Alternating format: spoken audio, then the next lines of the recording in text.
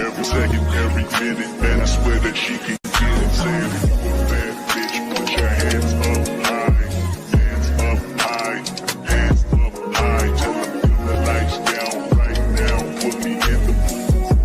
I'm talking about dark room perfume. Go. I recognize your fragrance. Hold up, you ain't never gotta say shit. And I know your taste is a little bit high maintenance. Everybody else basic. You live life on an everyday basis with poetic justice. Poetic justice. If I told you that a flower bloomed in a dark room, would you trust it? I mean, I write poems in these songs dedicated to you. And you're in the mood for empathy. There's blood in my pen. Better yet, with your friends and them. I really wanna know you off. I really wanna show you off. Fuck God, pour up plenty of champagne. Cold nights when you curse this name. You called up your girlfriends and y'all curled in that little bitty range. I heard that she wanna go and party. She wanna go and party. Nigga don't approach her with that Atari. Nigga that ain't good game home is sorry. They say conversation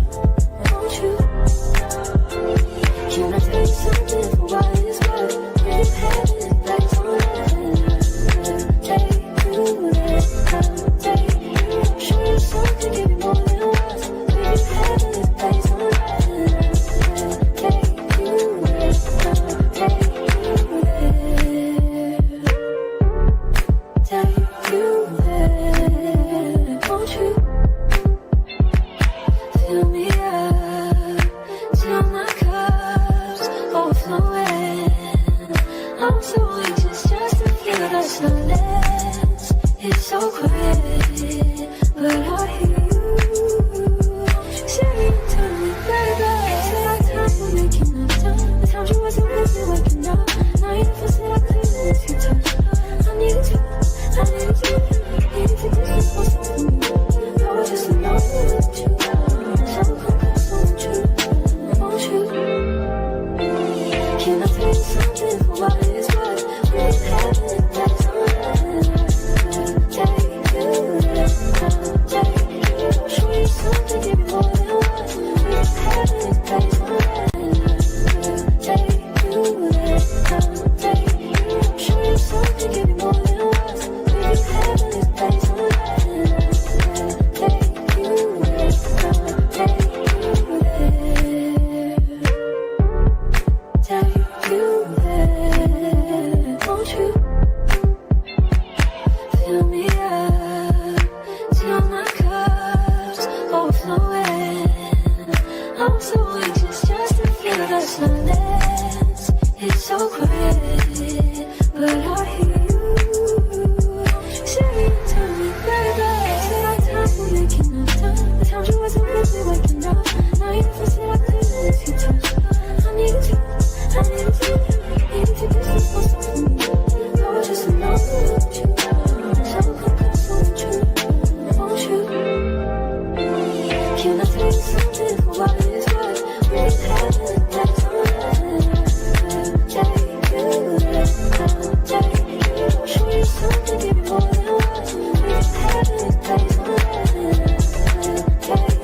take you there. Please be don't just be nothing to me. I want you to be yeah. Please be don't just be nothing to me. I want you to be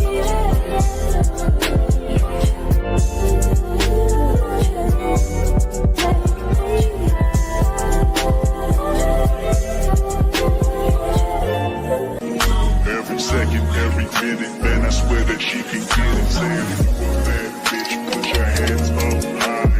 Hands up high, hands up high. Tell them dim the lights down right now. Put me in the booth. I'm talking about dark perfume. Go. I recognize your fragrance. Hold up, you ain't never gotta say shit. And I know your taste is a little bit high maintenance. Everybody else basic. You live life on an everyday basis with poetic justice. Poetic justice. If I told you that a flower bloomed in a dark room, would you trust it? I mean, I write poems in these songs dedicated to you and you're in the mood for empathy. There's blood in my pen. Better yet with your friends and them. I really wanna know you all. I really wanna show you off. Fuck God, pour up plenty of champagne. Cold nights when you curse this name. You called up your girlfriends and y'all curled in that little bitty range. I heard that she wanna go and party. She wanna go and party. Nigga don't approach her with that Atari. Nigga that ain't good game home is sorry. They say conversation ruin a nation. I can tell, but I could never right my wrongs unless I write it down for real. P.S. You can get it, you can get it, you can get it.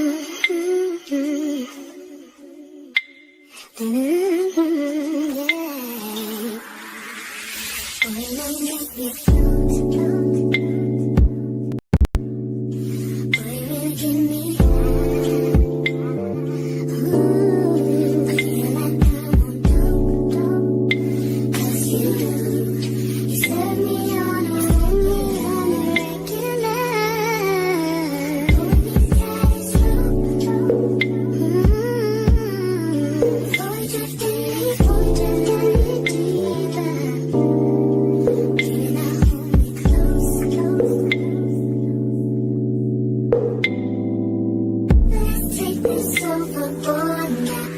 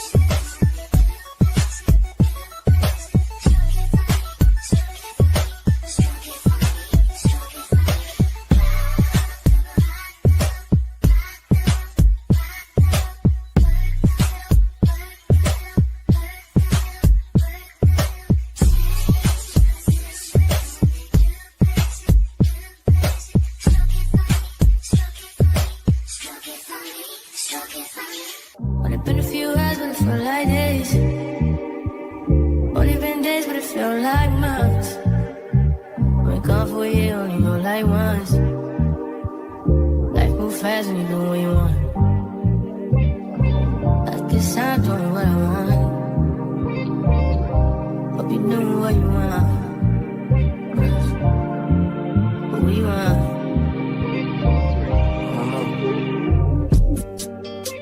My new bitch look like Tyler Perry, but she don't love me, she too scary. My old bitch fun like Jackie Brown. I wanna love her, she too down. Will you be my leading lady? I want a contract, down low, maybe. In the meantime, Decide for what I want. just some me time. Hope you doing what you want. By the beach like Odell. No, but mom, my killers don't tell. Shut down my mom, cause I knew you off the shelf. Now my bitch is the Chanel. Will you be my leading lady? I want a contract down low, maybe. In the meantime, Decide for what I want. get some me time. Hope you doing what you want. Only been a few hours, but it felt like days. Only been days, but it felt like months. Been gone for a year, only know like once. Life move fast and you do what you want. In the meantime, Just not doing what I want. get some me time. You doing what you want. In the meantime, Just not doing what I want. get some me time. You doing what you want. Maybe I'll love myself, I don't know. Leave me here, I'll fuck myself. See me in the mirror, I duck myself. Don't need much, so fuck my wealth. I need you in the morning. I need you now. Yeah, yeah. I know I give you all you need. I know what you like. I feel it coming. Tell me that the yes. I try to keep you. And I need some lessons. I need to give it all. I tried to live, but I can't. I don't know why I got the wall. Drop me out of my mind. Don't need no other body. Don't need no other body. Only you feel on my body. Only you feel on my body. You don't need no other body. Then I need a mess of my mind. And I need to get free of the mind. Say your body talk to me nice. Say I'm my love, you didn't need for your life. Yeah, our love no be like. Say every day together, yeah, day and night. Yeah, if I leave, you go by. Yeah, if you leave, I go loving your body, baby. Loving your body, baby. As you're whining your body, baby. So crazy. Loving your body, baby.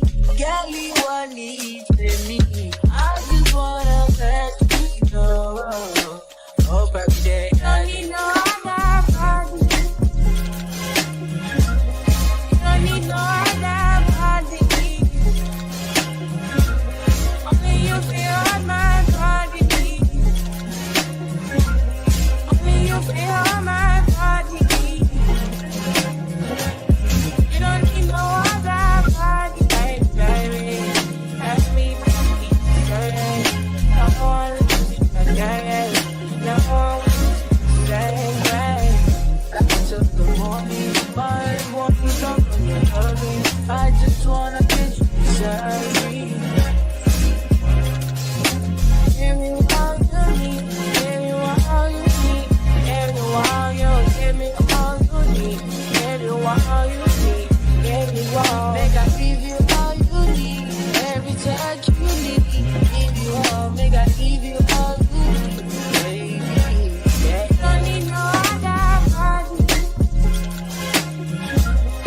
Don't need no other body. Only you feel on my body. Only you feel on my body. Yeah. You don't need no other body. Girl, I want you there. Girl, I want you there. I need your love, man. Oh, oh, oh, yeah. I need that. I want you there. Oh, oh, oh, oh. Baby, love, I love you, babe. Oh, oh, yeah.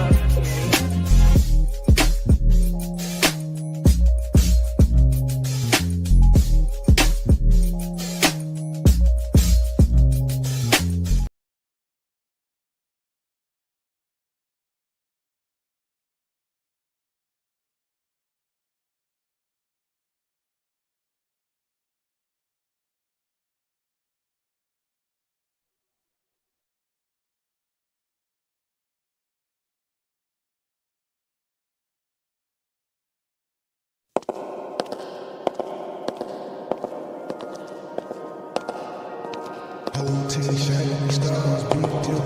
Get a lot of haystack gang in the city.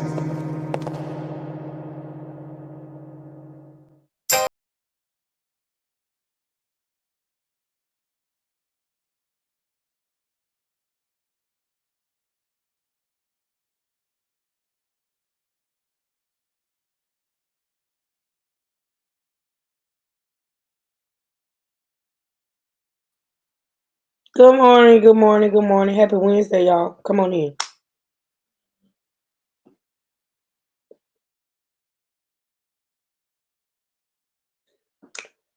Come on in and hit that like button for you, girl. How y'all doing this morning? I know y'all working and carrying on. Wait a minute, what's the?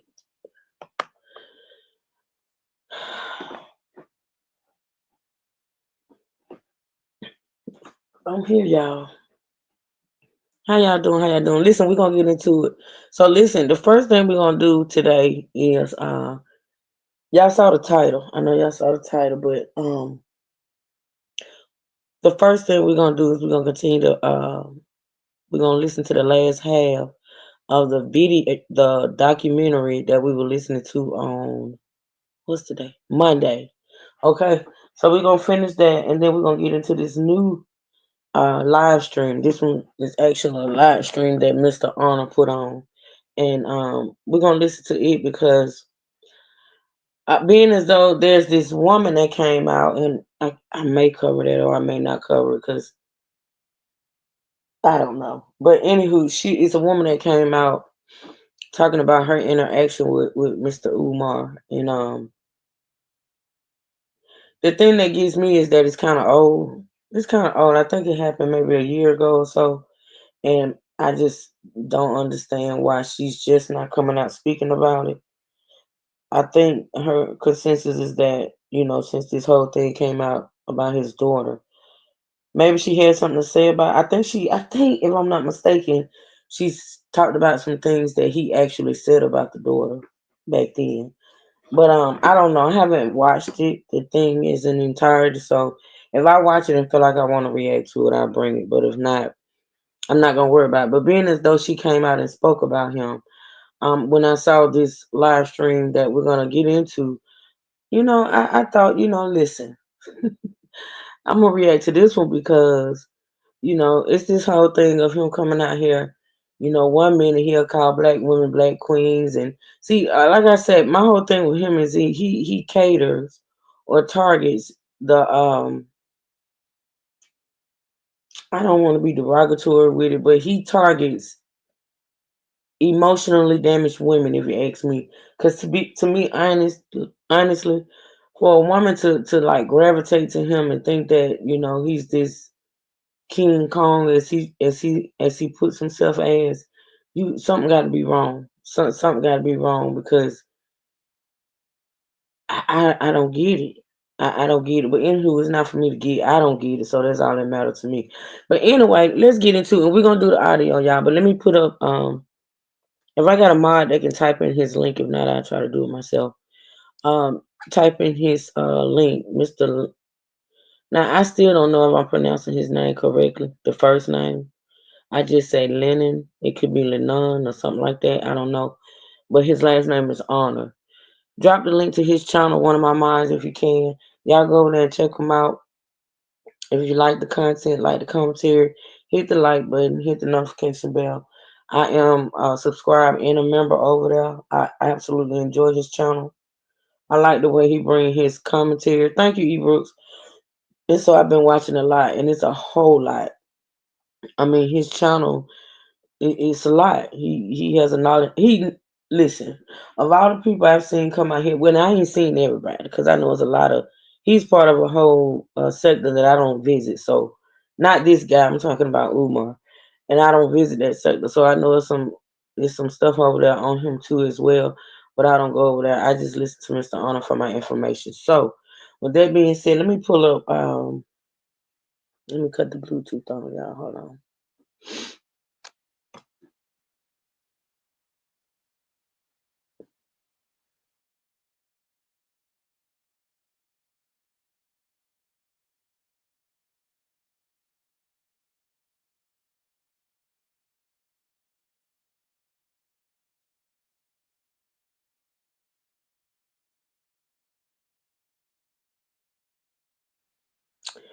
Okay, I think we got through the first 30 minutes, but I'm gonna go back just to inch just to make sure we get it all. So I remember thinking we were at the halfway point on the last time. So, but I'm gonna go back like a minute or two and start there just to be sure that we listen to everything. Okay, here we go. Y'all please make sure y'all hit the like button, hit support the channel, hit the Cash App, PayPal, support the channel. Okay, let's listen, y'all. We will have to have a civil war with him, and that's facts. I want all my Dr. Umar supporters, Team Ifa Tunde, suit up, buckle up, grip up, because I'm done with the dumb shit from the haters. Hey, Mr. Dr. Umar Johnson, we got them, bro. You don't gotta say no more. The Goonie Goons, man, everybody out of Bone Gap and Kiss Cashkill. Yo, we ride the Chicken Necks and all the Goonie Goon Goons. We doing this. Team Infinite Tuesday. Looking forward to seeing all my brothers who ride with me, my Goonie Goons who ride with me from Shy. The brothers in Shy ride hard. They hit me up. They say, Doc, if you have any problem, call this number. We not playing. You understand? We will do time for you. We will die for you. Okay, so let me explain this part right here because we listened to this part on Monday, but for those who was not here on Monday and did not catch the replay, shame on you. Right here is where Mr. Lennon, Mr. Honor, is pointing out that this man, so-called Pan-African-Prince, all about unity, black unity, and all that crap. Yeah, he has goons called the Goonie Goons or Goonie something Goons. You know, he's King Kong and he's that one. He's the bad, you know, he's the but he supposedly allegedly got a whole squad, you know, that he calls on when he's afraid. Which to me honestly is all the time. Like I said in my last live stream, I've always been told that the loudest one in the room is the scariest one in the room. You know, he do a whole lot of talking. He do a whole lot of talking. But most men I know that's really about that life, first of all, they don't do a lot of talking. They don't. They especially not about what they're gonna do. They don't advertise. And then too they don't run in packs. You know.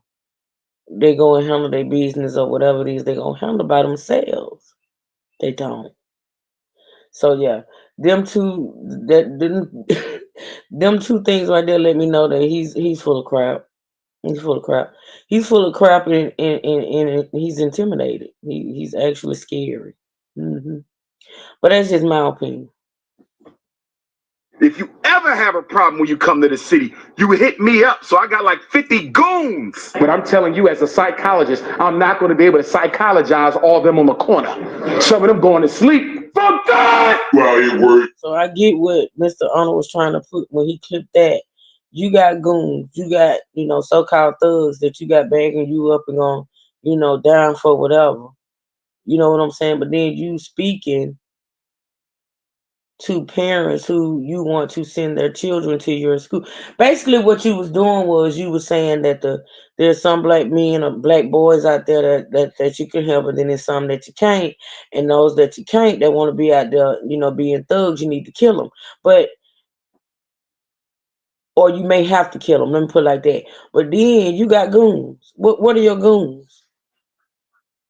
What are your goons? See, you want to get rid of the young boys that you say that no one can help, but then how do you want to kill off thugs, but you got a thug squad? You gotta make it make sense.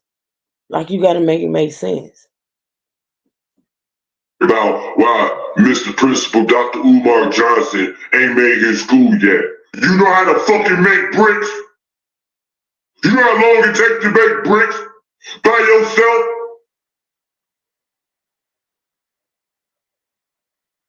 Fuck wrong with you? The nigga gotta make fucking bricks. He gotta teach. Teachers teaching.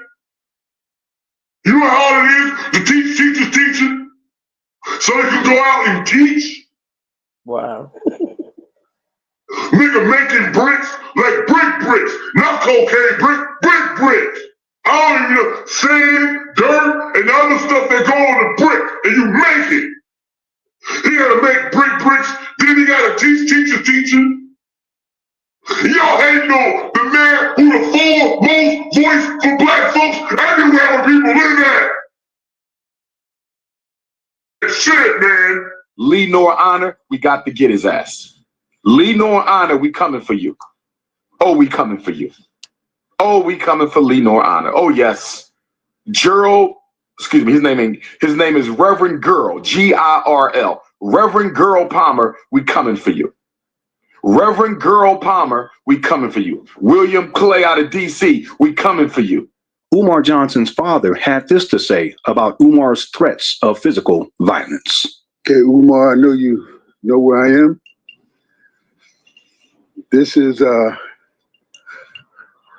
Frederick Douglass, Marcus Garvey, That's Future right, Academy.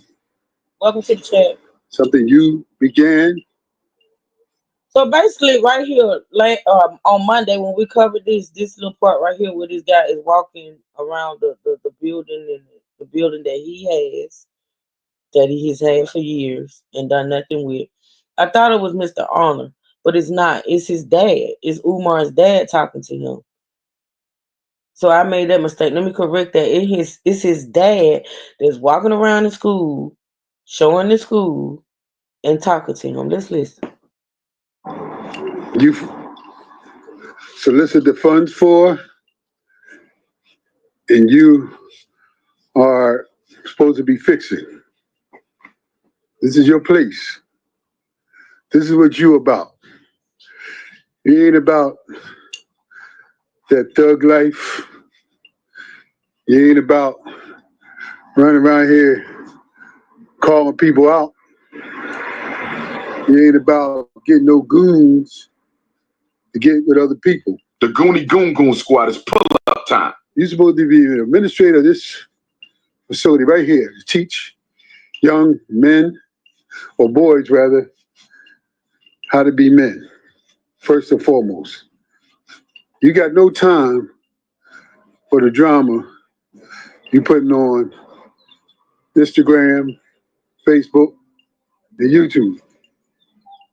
This is supposed to be about black boys getting the best that they can get from you. Is that what they're getting from you right now? You jumping around, talking about getting names and addresses and phone numbers from people so you can get with them? We're going to do what we got to do. Enough is enough. Is that what you showing them the best example of right now? I figured I had to come out here to remind you of your mission. The mission is not to be running around claiming to get goons or threatening to run up on women. Anti-Afro Svengali. She's in California. I want to pull up on her when I go out to Cali next month for the parent training. Threatening to run up on women who you call hoes. Handle that COINTELHO. Handle that COINTELHO. Get off the YouTube, man. Wow. Get off the Instagram. Cut the nonsense. Stop talking foolishly about exterminating 10% of our boys. There's people walking these streets where we're going to have to put to sleep. In other words, you might have to create violence to end it. But you have a dumbass, the most dumbest thing I've heard in my life. You got to create violence to end it. But that reiterates what I just told y'all. He thinks we're going to have to get rid of 10% of young black boys because they are unimpressionable. They can't be helped. They can't be saved. But yet he got a goon squad. So in his goon squad, part of those boys he want to get rid of. I'm just asking. You got to make it make sense. Let's listen. Population of unreachables. The white man wants us to think they all unreachables. 90% are reachable. 10%, we will have to have a civil war with them. And that's facts.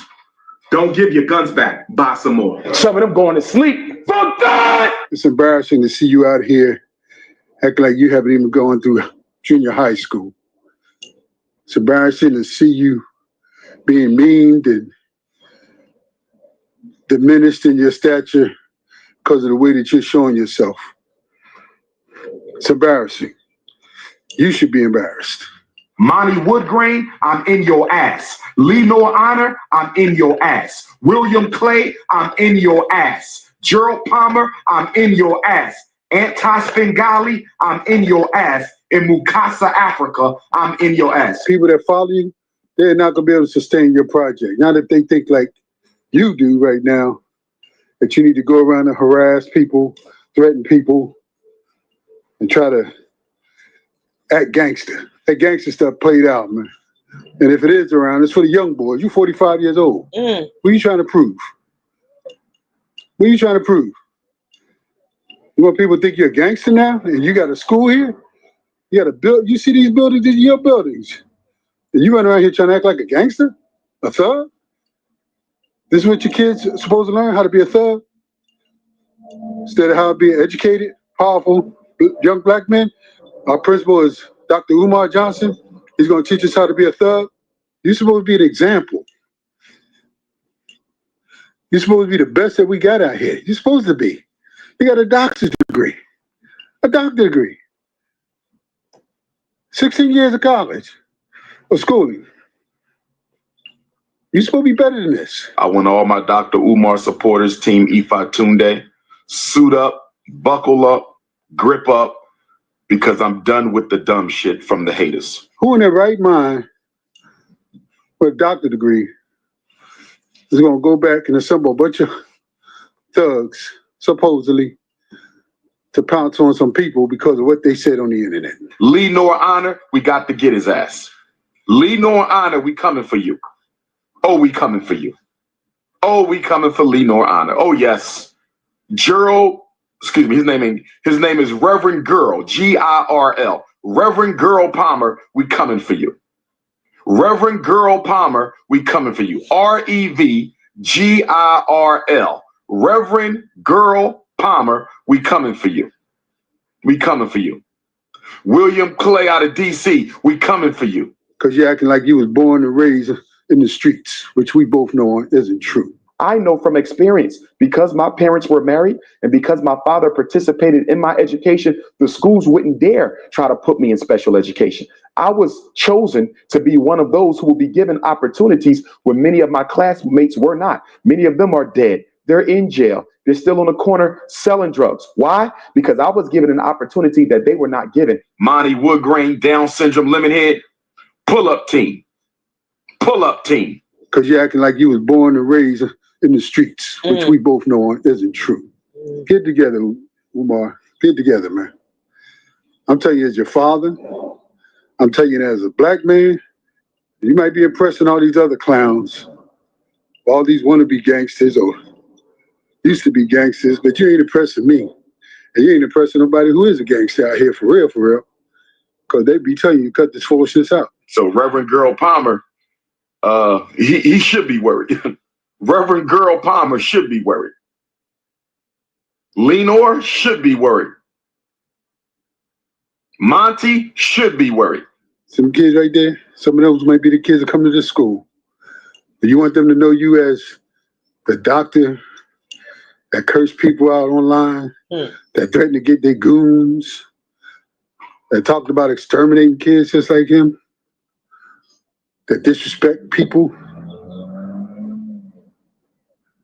Get together, man, for real, because you're losing it. And when I say it, I'm talking about these buildings. You're going to lose all this.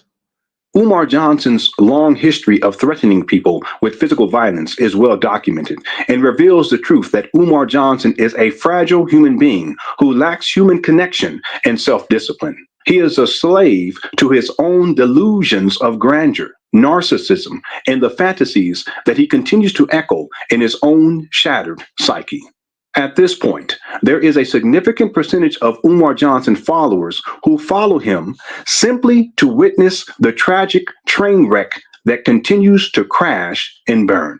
Each day, more and more critics post YouTube videos to discuss Umar Johnson's erratic behavior, senseless babblings, predatory orientation towards single black mothers, severe paranoia, and scamming of the black community. Day by day, his critics increase in number while his support continues to dwindle. It has been over a decade since Umar Johnson began his school scam. In 2010, Umar Johnson posted the following Facebook message. Promises in 2010 to begin laying the groundwork for the Frederick Douglass and Marcus Garvey Pan-African School for Black Boys, specializing in learning disabilities and disruptive behavior disorders. This will be a private school, and yes, you will pay in order for your son to attend. Grand opening 9/11/2013. This is Chess. not checkers. A decade later, and Umar Johnson continues to perpetuate mail fraud, wire fraud, and affinity fraud against Black people while collecting donations for a non-existent school with no business plan, no board of directors, no faculty, no staff, no renovations, no running water, no HVAC, no electricity, and no financial transparency. In July of 2017, Umar Johnson said that he had collected $700,000. How much was raised and what's the status of that? $700,000. And the status is we're still looking for a school. And the status is. Y'all look at the contradictions. I know we listened to this part Monday, but like I said, I went back a little bit, y'all. So listen to the contradictions in the amount of money raised. How much? Pay attention, y'all. This is money for the school now, to open the school. My start date for FDMG will be 8/21/18. In October of 2017, Umar Johnson said that he had collected $700,000. So now what we're doing with the money we've raised, which is approximately $700,000 As of today. as of today. Okay. In November of 2017, Umar Johnson said, "We need another million. Can we get another million?" So Baltimore, what's up, Baltimore? We need another million. Baltimore, can we get another million? He later stated, "We almost got 1 mil." I need y'all to call them NFL and NBA athletes. Tell them Dr. Umar need a mill. We almost got 1 mil. We need another mill. In November of 2018, Umar Johnson stated that he had collected $750,000. Since that time, Umar Johnson has not provided an update concerning the total amount of donation money that he has received. Some of you may argue that Umar Johnson used the donation money to purchase the abandoned buildings in Wilmington, Delaware. The critical question that we should ask is, how much money did Umar Johnson use to purchase the abandoned buildings? Online records show that Umar Johnson only spent $400,000 to acquire the abandoned buildings. The next logical question would be, where is the rest of the donation money that Umar Johnson collected? Since February 9th, 2019, Umar Johnson has been collecting donations to renovate the abandoned buildings. Over a year later, and no renovations have taken place. So where is all the money that Umar Johnson collected since February 9th, 2019? How much has he raised since February 9th, 2019? How much money has he raised since he started collecting donations? No one knows because there is no transparency. I must also add that Umar Johnson has stated that he started collecting donations in 2015. But the truth of the matter is that Umar Johnson has been collecting donations since at least 2009. I just want to go on the record to Okay, listen to this person. Listen to this person. Speak about how she gave him money in 2009. 2009, this man been collecting money. It's 2025. About Mr. Johnson and how I was defrauded by him for $200 back in 2009. The school thing came up, and I was like, you know what? That's really what we need. Like, we do need our own school. Like, our boys need that. Like, our young men need that. So, like I said, this was in 2009. And he was campaigning for his school then. So, all at 4 years, 5 years, no. I gave him $200 in 2009. Many more people have spoken about donating to Umar Johnson's school project. A recent YouTube comment reads, "Damn amazing. I will admit, I was hyped about the FDMG and donated in support back in 2009, 2010. Scammed." Not only has Umar Johnson been collecting donations since at least 2009, he has also consistently rejected supporters who offered him free help, free labor, and free services that Umar Johnson could have used to open a school years ago. My father owns a shitload of land, like acres. I don't know the actual acreage, whatever. Anywho, it's scare property, meaning it can never be sold. No one can ever sell it. It only can be passed down through family. But it's tons of land there. So my uncle was like, hey, I will give this man as much land as he wants. This is a great idea. Like, it's already barn, it's already water systems, propane, farm. And my uncle told him, like, hey, I'll give you a 100-year lease. Meaning you can do whatever you want to do. And my uncle was actually going to donate, like, labor and stuff, like whatever needs to be fixed up because he's a contractor. They exchanged messages from 2009 to, I want to say, 2010. They went back and forth for months, and then they were supposed to meet up. And every time they were supposed to meet up and actually go down to see the property, see what needed to be done, see what he needed, it was always an excuse from Umar Johnson. Oh, I'm out of the country. Oh, I'm this. Oh, I have this. Always an excuse. It got to the point where he just stopped replying to messages from my uncle, like, altogether. Fast forward, now you're at the St. Paul's College, and now you have, like, this big fundraiser. When you could have had as much acres, much land, the houses, if you wanted, that were already there, like, those could have been, like, turned into, like, residential homes for the staff. So you were getting all of that for free, but you need $2 million to buy a school. My uncle was like, hey, this guy is a scammer. He is not real. He is not serious. You know that my uncle was giving you all of that land to do whatever you wanted to do, to build whatever you wanted to build. You could have had a school in 2011. As a videographer, a person that does film and videography, and as a computer science technologist. This is another person, y'all. This is a different person that's talking about how they offer free services to this guy. I offered my services to him as a staff member or a potential staff member. So I wrote to him, because he comes through Houston a lot. He's got a big base here in Houston. And he comes through the Shrine of the Black Madonna. So I wrote him, I said, brother, I'm from Houston. I noticed that you really don't have somebody doing your film professionally. I think that you can get more financially from people if your product was a little tighter. And I would like to be able to help you at no charge. Not that I mean, that you can't pay me, but I believe in what you're doing. And as if you need somebody as a technologist to teach, I'm working on my master's degree right now. If you need somebody to teach at the school in the future, I'm willing to do so. I started asking him, does he have a staff? Does he have a plan? What is his projected year? And I can help you with all the things that you really need. Because it seems like you don't have a staff put together. But I kept going and asking questions about, not how he's spending money or anything like that early on. This is like close to 10 years ago, 8 years ago. I'm just trying to help you, brother, fulfill the dream, because this is for our children. For all the egotistical, narcissist videos, all this stuff. Long story short, I looked up and I was blocked. Dr. Umar Johnson, Jermaine Schmar, whatever, blocked me. On February 9th, 2019, Umar Johnson announced that he had acquired the abandoned buildings in Wilmington, Delaware. He also stated that the next phase of his school project was renovations. So there's 3 stages in this process. There's acquisition, there's restoration, there's operations. I'm hoping somebody is watching this today.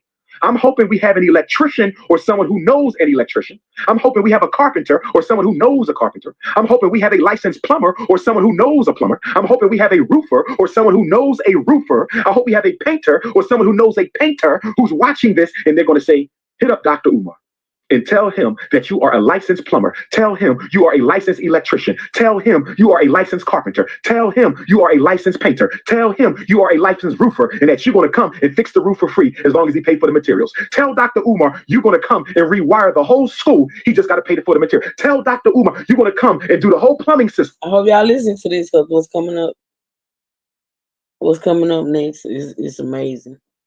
You're going to fix anything wrong with the plumbing system. He just got to pay for the material. I'm hoping HVAC. I need HVAC. I'm hoping somebody with HVAC will text me and say, Doc, I live in Philly. I live in Chester. I live in Delaware. I live in Maryland. I live in New York. I live in Connecticut, brother. I'm licensed. I will come down there and do your HVAC work. When can we get in the building, Doc? On February 28th, 2020, I received the following email message. Brother, I wanted to send you an email about my recent experience contacting Dr. Umar. Now, before posting this information on your YouTube, I'm asking you to give him 1 week from today. I'm a plumber I work for a very reputable company. I decided to reach out to Dr. Umar via email. I can send you the conversation.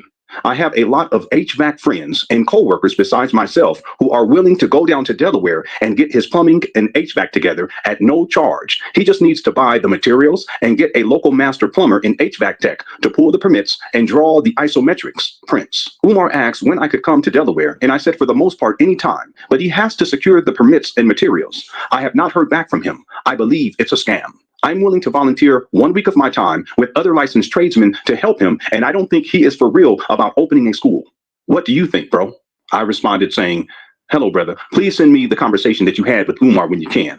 I will tell you that there are plenty of professionals who have tried to help Umar. One brother offered to create the FDMG website for free. Umar ignored him.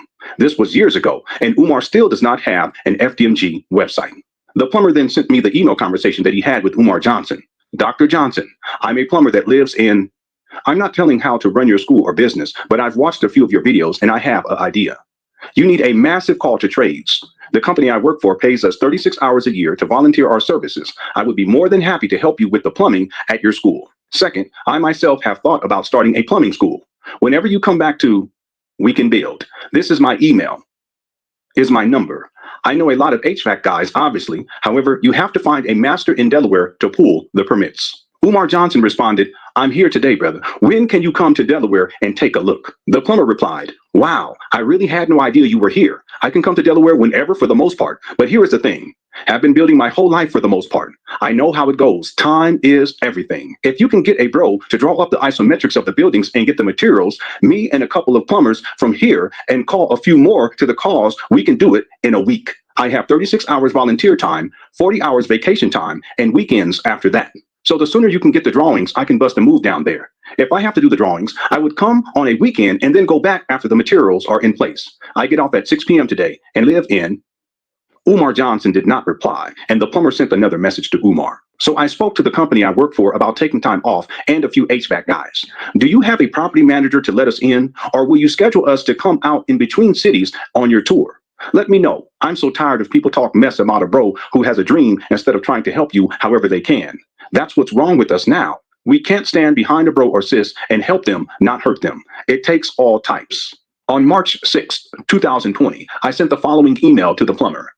"Did Umar Johnson ever contact you to make arrangements for you to go down to Delaware and look at the buildings?" The following day, the plumber replied, "No call, no email, no nothing." The plumber then sent another email stating, "I'm so disappointed. I did want to believe, but he is a fraud. It's not my responsibility to call him and beg him to work on his dream for free. I offered because I wanted to help. That's like me telling you a crew of HVAC install techs and a couple of plumbers will redo your home for free, but buy the materials and get someone to pull the permits. I spent the last week looking over Delaware's plumbing code because each state is a little different. This is the company I work for. It's not a fly-by-night company. It's official. I'm one of the few brothers who work there. But people have to know. You should do a show telling people about the brothers and sisters who offer to help Umar, and he doesn't take the help, but takes money." So here we have a plumber who was willing to work for Umar Johnson for free. The plumber was willing to recruit a team of plumbers and HVAC specialists who would all work for free. Did Umar Johnson accept the help? Did Umar Johnson coordinate with the plumber so that renovations on the abandoned buildings in Wilmington, Delaware could begin? No, he did not. If Umar Johnson was serious about opening a school, he would have accepted the help, coordinated with the plumber, and scheduled renovations on the abandoned buildings in Wilmington, Delaware. Despite being offered free plumbing and HVAC services, Umar Johnson has denied the help while continuing to collect donations for renovations. Despite collecting over $1 million in donations for a non-existent school and without gainful employment, Umar Johnson has become nothing more than a homeless cyberbum, a virtual vagrant, a digital destitute. The irony is that Umar Johnson's school scam has been in effect for over 10 years now. And the scam itself has become a ball and chain that shackles Umar Johnson to the fantasies that he continues to echo in his own shattered psyche. Umar Johnson has become a slave to his own deluded mind and is oblivious. Wait a minute, I just thought about it. Why y'all ain't tell me we finished this? Remember? Oh, God. I cannot. I'm wondering why I remember hearing all this and we almost at the end. It's because remember y'all I stayed on and we listened to the whole thing. You know what? Natasha, I'm surprised you ain't say truth. We done heard this.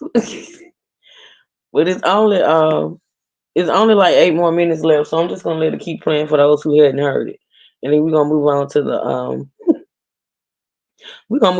other video we're gonna listen to the truth that his life has become a cautionary tale of how fame, greed, selfishness, lies, deceit, mental disorder, and various addictions can, in fact, destroy a person's life from within. Know this, the walls of justice are closing in on Umar Johnson, and perhaps this— Oh, well, yeah, that's true, because there's a lot of repetitiveness in the thank you, Trey. It's a lot of repeating in this video, so you could have been yeah, I get it. But I'm gonna just finish it out and then we're gonna move on. Will in the end be the path through which he can receive the proper intervention needed to climb up and out of the muck and mire that is his disgraceful and dishonorable life. So I have 3 possible suspects for the murder of my Philadelphia brother, rest in peace, Kobe Bryant. I have 3. Number 1, and these are in no order. No suspect is of more interest than the other. These are in no particular order. You are listening to the Prince of Pan-Africanism somewhere within the ghettos of North Central Philadelphia. The NBA, as a multinational corporation, is a suspect in Dr. Umar's investigation. The National Basketball Association is a suspect in Dr. Umar's investigation. So Trey said he hasn't been charged criminally for anything or even investigated for that. How do you know that, Trey? You know what? I'm gonna just tell you. I'm gonna say it like a lot of um. I'm gonna just say people. I ain't gonna be specific, but a lot of people was being investigated or has been being investigated, and they didn't know they was being investigated until the feds or whoever showed up at their door. So just because there's no open investigation that we know of, doesn't mean that there's not an investigation being done. I'm just gonna say that much. But I don't know if what he's doing is criminal. Like, I don't know if what he's doing is criminal. I do know he's raising donations for something that, in my opinion, is never gonna take. Like, it's not that school. Like, honestly, I don't feel like that school is ever gonna open. I think he's using that building, he's using that school just to collect monies and not putting the monies into the school. Like, I'm just saying, like, how long does it take? Like, we know that, the biggest part of it was getting the building.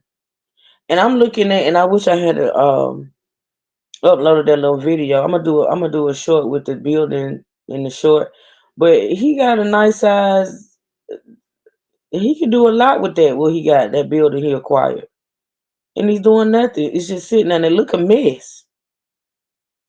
It's an eyesore, and it's supposed to be a school for young men, and he hadn't done anything with it. Not nothing, but continues to ask for money. That's right. The goddamn NBA is a suspect.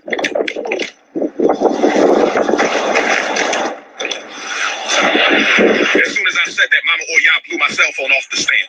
As soon as I named the NBA as a suspect, Mama Oya, and now the wins is coming. Soon when I said the NBA, Orisha Oya blew my phone off the stand.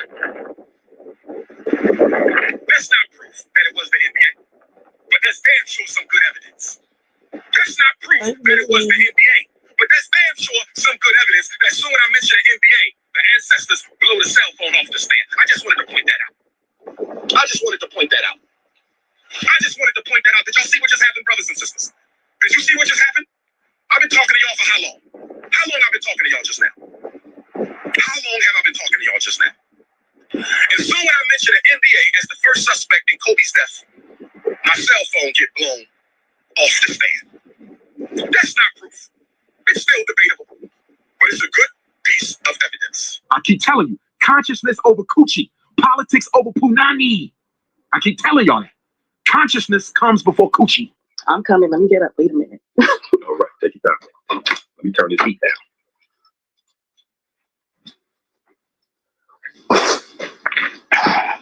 My baby was sleeping in the bed. Gotta go way off. I'm coming. Let me get up. Wait a minute. All right, take your time.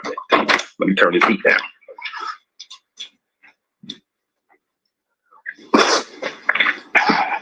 My baby was sleeping in the bed. Gotta go way off to the kitchen.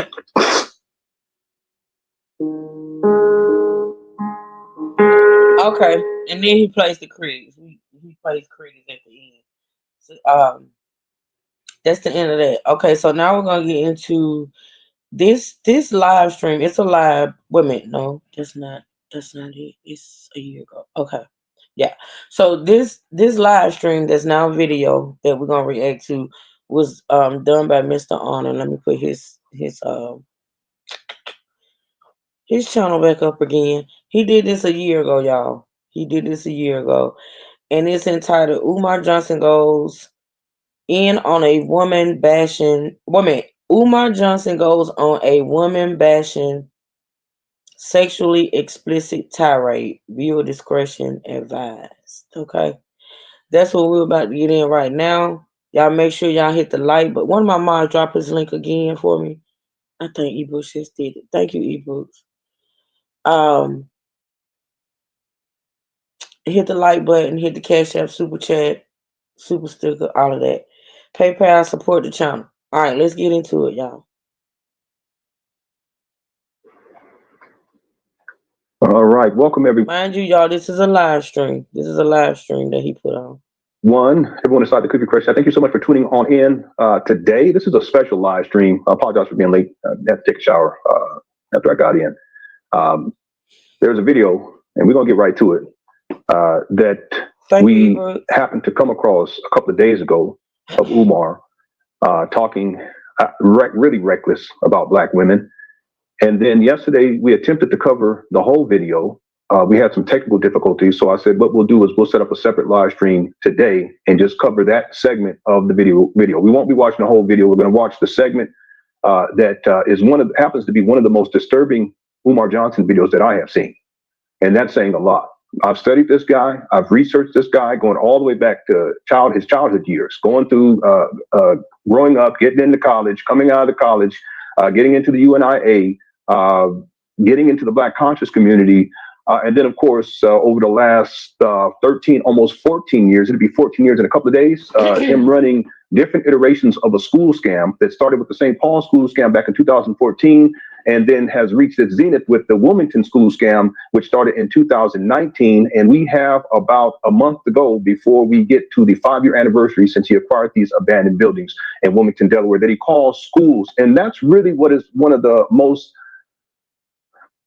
concerning aspects of this Umar Johnson saga, because the video that we're about to watch begs the question, who is Umar?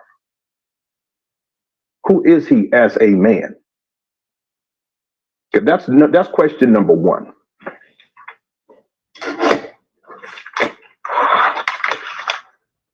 Who is Umar Johnson as a man?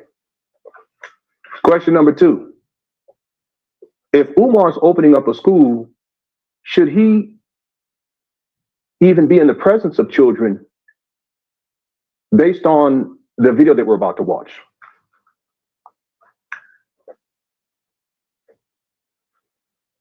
I'm going to rephrase this. Should Umar Johnson, who has promised to open up a school,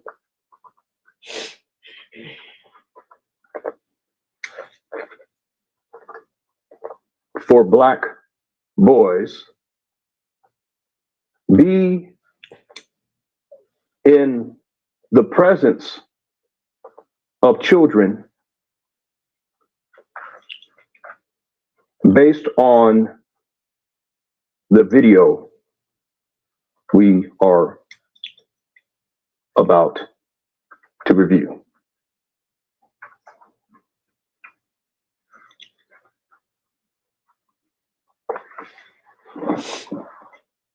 There's other questions we can ask. We're going to stick to those two questions simply because we want to frame this within the scope of the Wilmington school scam. Its predecessor was the St. Paul school scam. And this will be a short video. And you Umar Johnson followers, these are the two questions I want you to answer by the time you get done with this. And it's totally up to you. You can answer however you want to, but you have to see the video first. And then based upon what you see, how you see Umar Johnson behaving and listen to what he's saying, you ask the question, who is Umar Johnson as a man? You answer that. Number two, you answer, should Umar Johnson, who has promised to open up a school for black boys, be in the presence of children based on the video that you have seen? Okay, so after we're done with this, these are the two questions.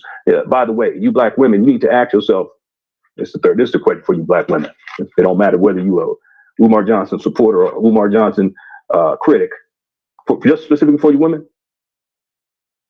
Is Umar Johnson worthy of my support based on what he says in this video, what he says about black women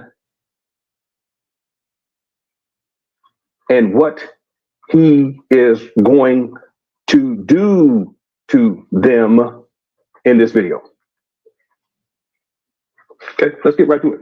I'm not going to hold you long this evening. Thank you so much, Cookie Crush Chat, for tuning on in. It's going to be a different type of show. We're going to get into it, and we're going to get up out of here. Thanks to the moms for handling business, too. I appreciate each and every one of you. The Cookie Crush Chat is undefeated. We're going to pick this up right here. This is probably about 65% into the video in question, and I'll pull it up right here. Let me know if you guys can hear the audio as we get started. Here we go. When a black woman says, Dr. Umar, my man is not consistent. Sometimes he show me that he cares. Sometimes he don't. He's not consistent. If he's not consistent, he's not committed. Black man, if your woman is not consistent. Okay, thank you, JD. All right, and real quick, this video, just for timeline's sake, I'm real big on timeline. This video is from October 3rd, 2023. October 3rd, 2023. Here we go. She not committed. How do you judge commitment? You judge commitment through consistency. You judge commitment through consistency. You judge commitment through consistency. Consistency equals commitment. I'm going to talk about that in my For Sisters Only Relationships and Dating book. I'm going to talk about that in my For Sisters Only Relationships and Dating book. I'm going to talk about that in my For Sisters Only Relationships and Dating book. Consistency equals commitment. Next up, be business-minded with your child's school, not friendly. Be business-minded with your child's school, not friendly. Be business-minded with your child's school, not friendly. Be business-minded with your child's school. I love you too, Corinne. Be business-minded with your child's school. You black mothers, y'all come off too friendly. Black fathers tend to know better.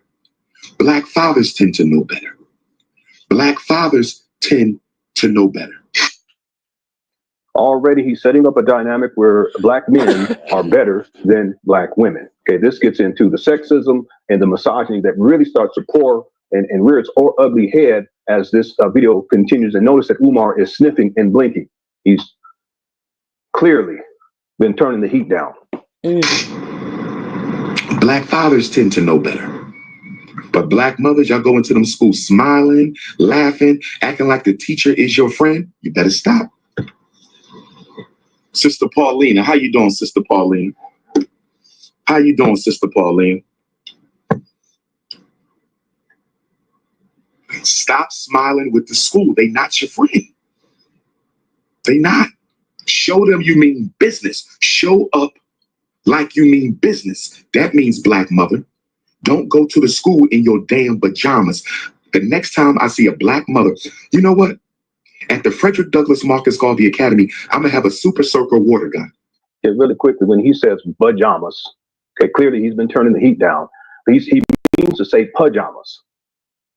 But the guy is so out there in space at this.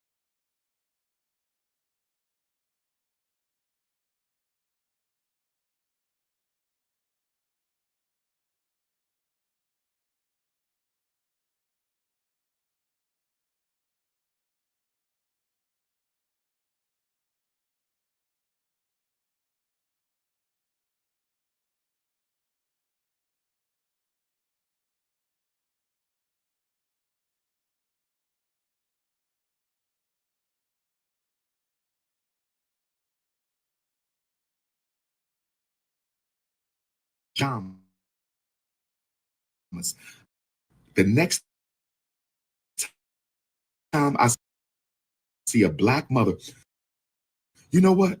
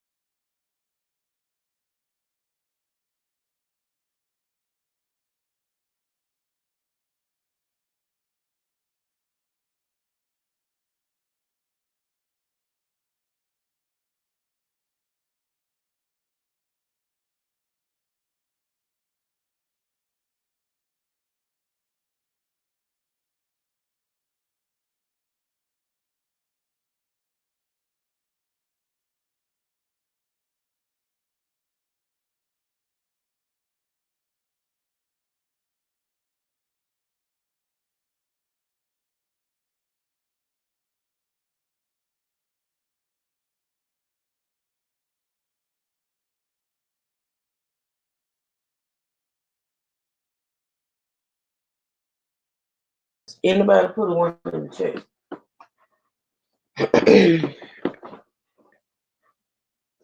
Let me put my, hold on.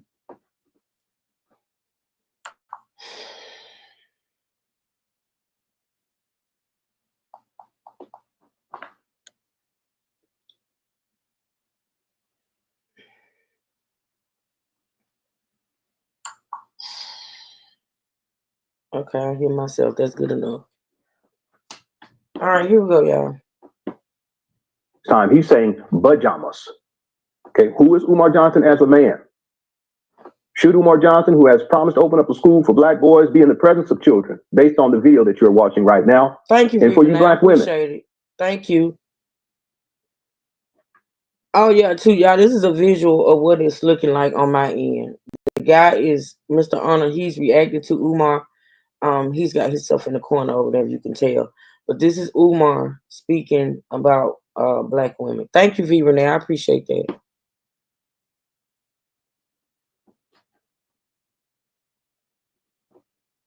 Is Umar Johnson worthy of my support based upon what he is saying about black women in this video? Let's continue. Sister Pauline, stop smiling with the school. They not your friend. They not. Show them you mean business. Show up like you mean business. That means, black mother, don't go to the school in your damn pajamas.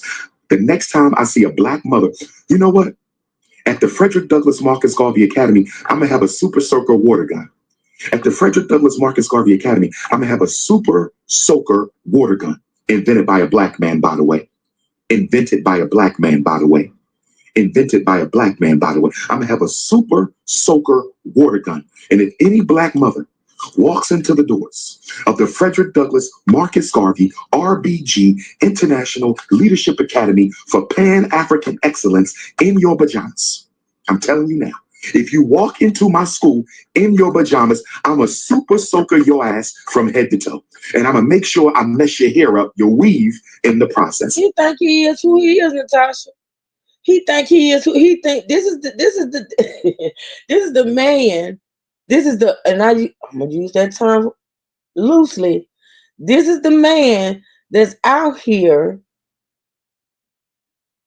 saying these type of things, and this ain't nothing. This is just the tip of the iceberg. Saying these things to black women about black women, right? We don't even talk about what we just heard with that other video, how he talk about young black boys, right? But you want to open up a school for young black boys, but you're killing 10% of them. Okay, so, and this is the man that got women, majority women, because I don't know that for facts, but all I see defending him, to be honest, are women. All I see giving him all this money, supporting this and supporting that, women. These same women who he's speaking about right here. You got some women that fall for this crap and be head over heels, and it ain't got nothing to do with supporting those schools, even though they make it seem like that's what it is. No, they infatuated. They infatuated. Infatuated with a man that speaks like this. About, because you get him on one day, he talking about queens and queens that, queens this and queens that. Then you get him on this day talking like this, and you still got majority of women supporting. I'm talking about going in. it's I don't get it, but let's listen. He's spitting and frothing out the mouth. Two things here. Now, I told y'all this is an actual live stream, so he's going back. I hope y'all can distinguish the voices. I'm sure y'all can. But Mr. Honor, he's listening, then he's stopping and speaking. So you gonna hear it go back and forth. I have never liked him, and he got some nerve telling black women. Girl, listen, you can't tell somebody. Listen, you can speak out your mouth, but you can't tell somebody what to do unless they actually do it. And it just is what it is. I don't even like that name, so we gonna see what you about. What is the difference between a dishwasher and a baby? Okay, hold on a minute. Let me give you what you're looking for. Let me see. We don't have time. Oh shit! I didn't mean to do that. Hold on.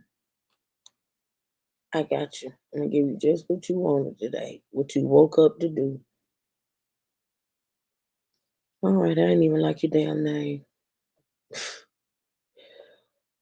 All right, here we go. Well, he already set up the dynamic about black men being better than black women, but he also sets up this dynamic where he's fixated on this notion or idea that these black women, somehow you guys are so lowly that you're going to be coming to his school that does not exist inside of your pajamas. Well, this goes to a racial stereotype that has been used against black women for a long time. That y'all don't have it together. You come to the school looking all crazy. You come in and listen, the question we can ask is, well, are there black women that do that? Yeah, there are. There are other groups of women that do that too. You better talk about it. Because I declare, I seen one, ooh, baby, at my baby school, my grandbaby school, when I went up there for the grandparents' breakfast. Caucasian, had a whole bonnet on and house shoes. No lie. Don't just put that on us. It's all women that walk around looking like that. It ain't a reflection of all women. It's a reflection on them. That's what they choose to do. Hold on, y'all know I got a million alarms set. Alarms are my life, and they be dirty. Come on. Come on, Natasha. He set up the dynamic to where you're less than, so he fixates on the worst example that he can conceptualize in his twisted mind at that time, and that's what he comes up with. That you guys are going to show up at his school that does not exist, dressed like you shouldn't because you're not professional. But what type of professional talks like this in the first place, sitting up here inside of a hotel room looking like you just rolled out of bed, sniffing and blinking? Absolutely. Come on. But you black women, you're the problem. This is where his mind goes. And not only that, you also happen to have a weave. He's always fixated on weave and what you women, how you wearing your hair. That's your business. It ain't his. He ain't got nothing. He don't need to be talking about nothing as far as I'm concerned.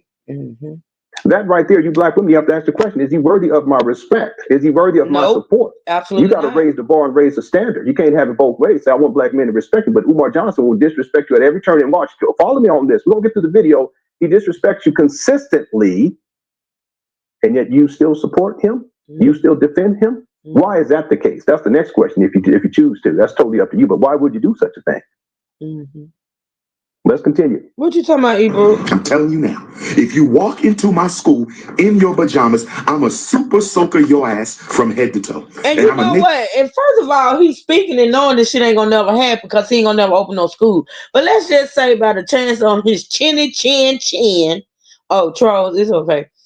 Chinny chin that he opened that school and a woman come through them doors in a bonnet and house shoes and he super soak them, as he says, with me taking a water gun. You going to jail. You going to jail. That's assault, sir, on a woman. I mean, it just be the rhetoric for me. It be motherfuckers that just come out here saying anything, knowing it's never gonna happen. Yeah, he just might get that too, Natasha. I had to take my baby to school yesterday, and her aunt had to ride with me to sign her in, and I was so embarrassed. She had on the road bonnet. Candy corn. Listen, girl, it's a thing. You know, it's a thing. And I think the manufacturers of these pajamas, they got a hand in it. And I'm gonna tell you why they make pajamas so cute nowadays. Like I actually got some pajamas that I could wear out in public and you wouldn't know they were pajamas. Like it's like a cute outfit, and they make them like that. Like they make these pajamas and stuff so cute. Women feel like, okay, I'm cute. I just go out here. I'm just running to the store. I'm just running to the school, and you know what I'm saying. They do it. It's done. You know what I'm saying. But when it takes the same effort to throw on a pair of tights or jogging pants and a t-shirt and go out the door, they choose to go out in their pajamas. That's what they choose to do. But hey, like I said, it's not a reflection on us all. That's a reflection on them. I'm just saying. Good to see you, Ken. Hey, Bronze Runner. Happy hump day, girl. I'm humping. Good to see you. Sure, I mess your hair up, your weave in the process. I'm telling you. Love now. you too, girl. See, we an independent school. We can do that. We not a charter school. We not a charter school. Umar believes that he's going to be able to do whatever he wants at this school. That's one of the reasons why he says, I don't want to get government. Umar Johnson, I think you watched. Listen, I think this dude may have watched Lean on Me, a little bit too much. Like he's fixated on the whole. What was his name, Joe? What was his last name? I can't remember his last name. Joe, Batman Joe over there at the Lean on Me school. I think he think that's it. That's his calling. Man, if you don't shut up, like honestly, I don't give a damn if your school independent. I don't give a damn. Tatum go to a private school, independently owned. Joe Clark, there you go, Natasha. Private school, independently owned. I know the owners. You hear what I'm saying?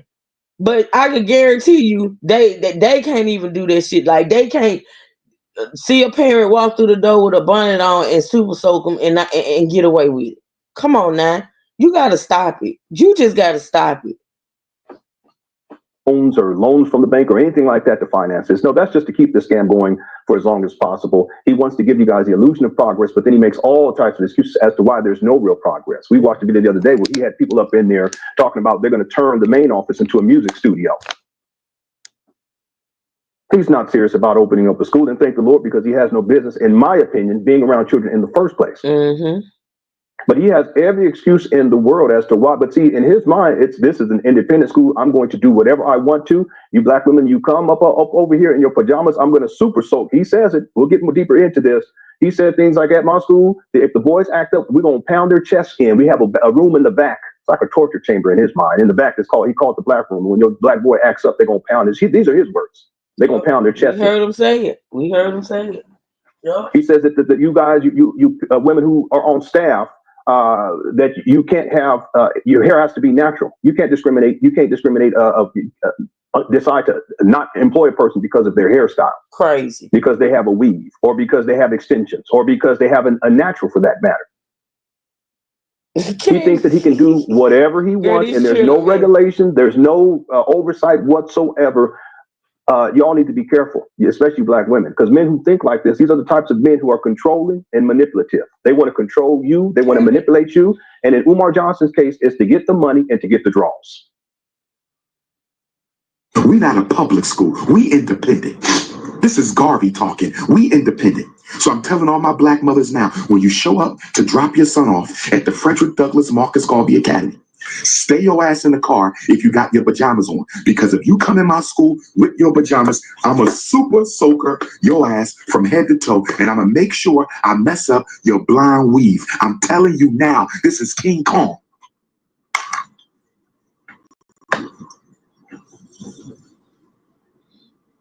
Come to my school with your damn pajamas on, black mother. You just crawled out the bed after getting bent over and you... Wow. Wow.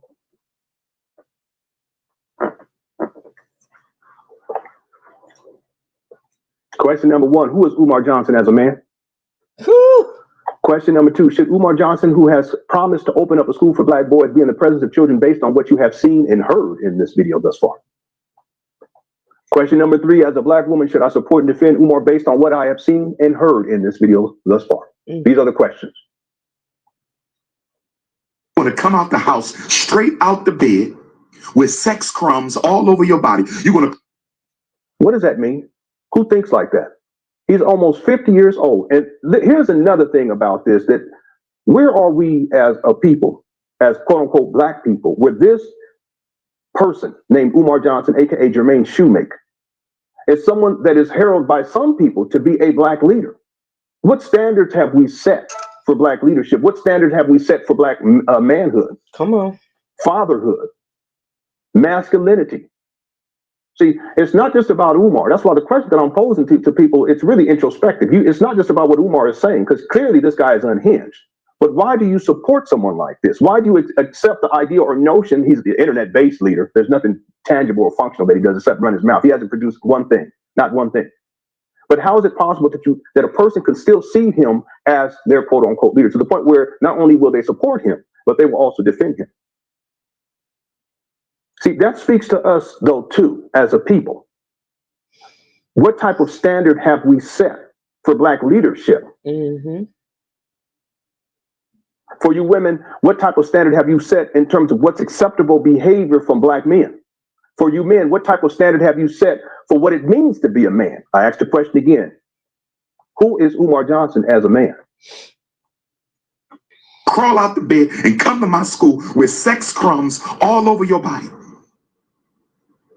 Looking like a damn ghost because all that makeup you wear that ate your natural skin juices up. All that makeup you wear on your face that ate your natural skin juices up. So you look like a damn ghost without makeup with 10 feet long eyelashes. You show up at my school in some pajamas. 10 foot long eyelashes, yeah, but wasn't he chit-chatting with Sukihana? He was dealing with that stripper too, back in the day too. A lot of people never forgot about that. Come on. Wow. See, he only says these types of things to demean you black women. But when the lights go out, he'll take anything that he can get. Mm-hmm. Mm-hmm. That be the one. Y'all understand what I'm saying here? This is for you black women. He'll take whatever he can get. Mm-hmm. But he uses these tactics. It's like bullying and demeaning. He's trying to demean you. He already set up a dynamic to start wherein black men are better. He's that man, and I use that term loosely, that will talk to you like a dog, talk to you like, drag you, talk about you like a dog, then turn around, apologize, and lick your ass crack. You know what I'm saying? But that's that type of control. They use that type of, they use the downing you and making you feel like shit to make you feel like he's the only man that you can get. See, I know one like him in real life. Like you, these the ones you gotta just cut with a knife without having the blade. You use that tongue. You let a motherfucker know, look, you got me fucked up. I don't care what you say about me. This is that one. Speak all this shit in public and on the gram and the tube and the tick of the top, but then fuck anything well, fuck a dog. I'm just saying. Cause this dude is a joke. Like he's a joke.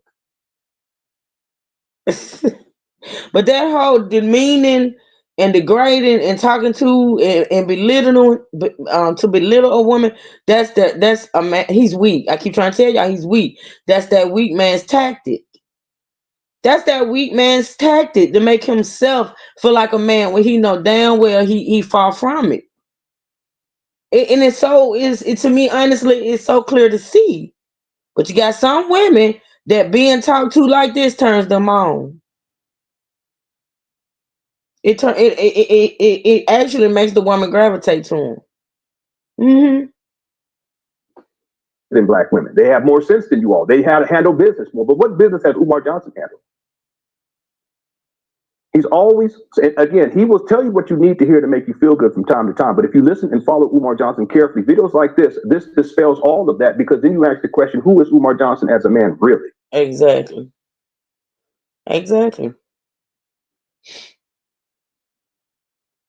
And based upon what I have seen so far in this video, should I be supporting and defending him? Should I even be following him in the first place?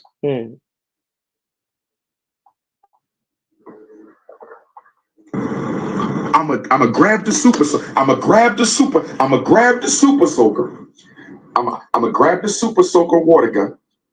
Okay, it's a water gun, but it's still, symbolically speaking, it's a gun. That's why he's holding it this way. In his own imagination, this is what he has concocted. If you guys go back and read the ISIS papers, Dr. these are theories, but I want to get to this because Umar has studied Dr. Francis Welsing, rest in peace. He talked about what a gun represents symbolically.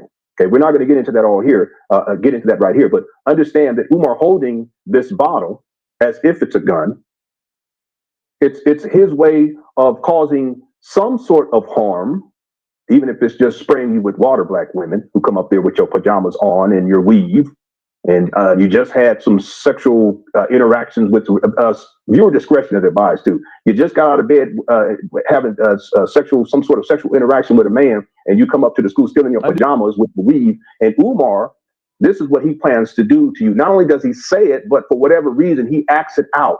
And though one could argue that, no, it's just a water gun, it's still, symbolically speaking, a gun. Mm-hmm. And it's being used to cause some sort of harm to a woman. Now, understand this. This is y'all's principle. And if you went to your child's school tomorrow or on Monday, and you showed up in your pajamas for whatever reason, and the school principal had a water gun and saw you and saw that you had a weave and said, you have a weave and you showing up here inside your pajamas and you just had some sort of sexual interaction with some guy, I already know it because I can tell because of the crumbs. I'm going to spray you down, and they take the water gun, and all of it's ludicrous. It's ridiculous. And they spray you down. That would be considered to be assault.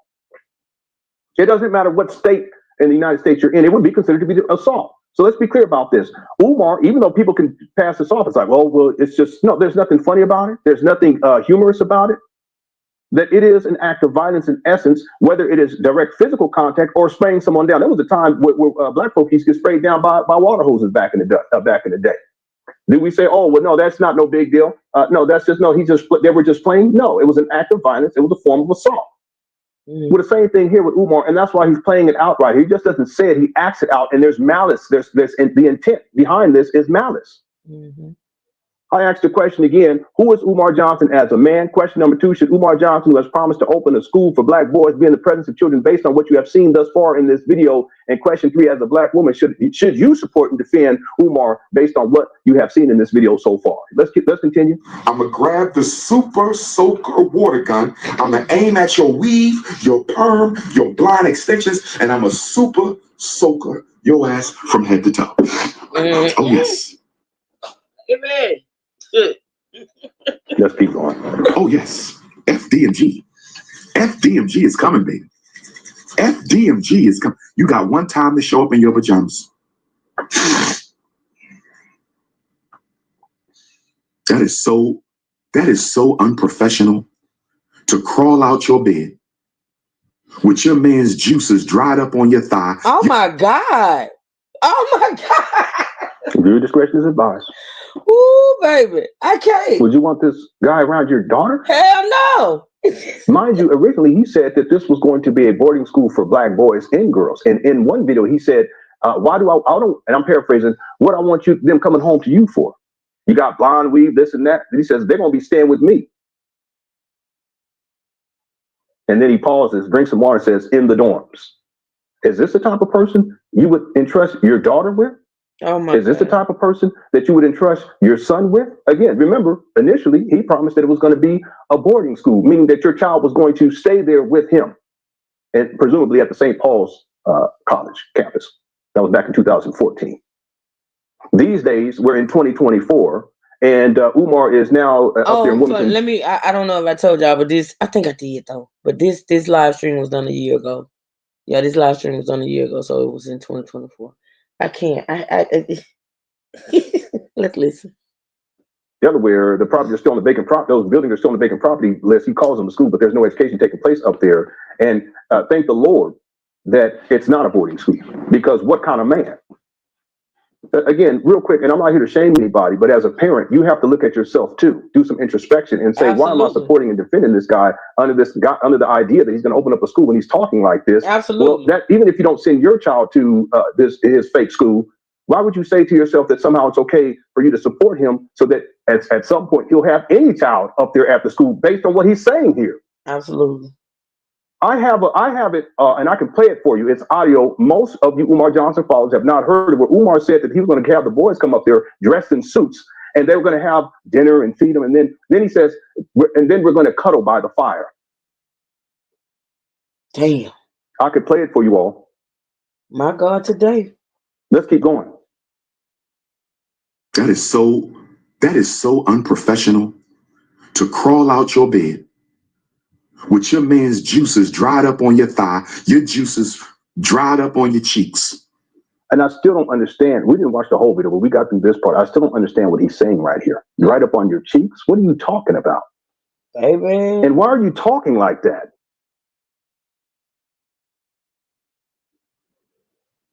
What type of freak off, that type of situation is he?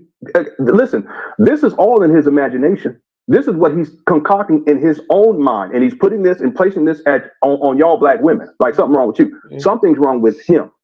Mm-hmm. But he'll use this. It's called projecting. He does it all the time. He'll direct and project this onto you to demean you and disrespect you, and then you continue to support him. You continue to defend the guy.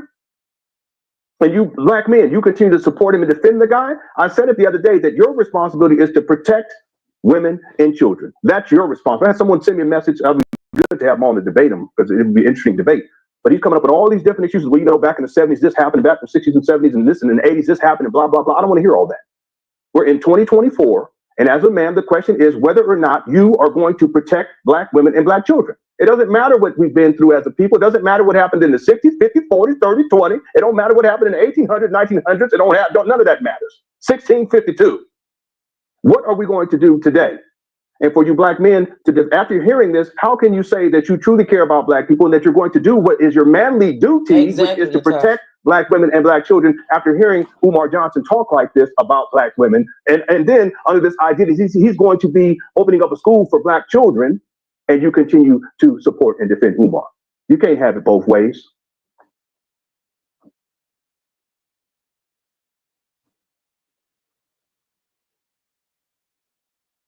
You can't say I'm gonna put the right foot forward, but you're taking a step back. Mm.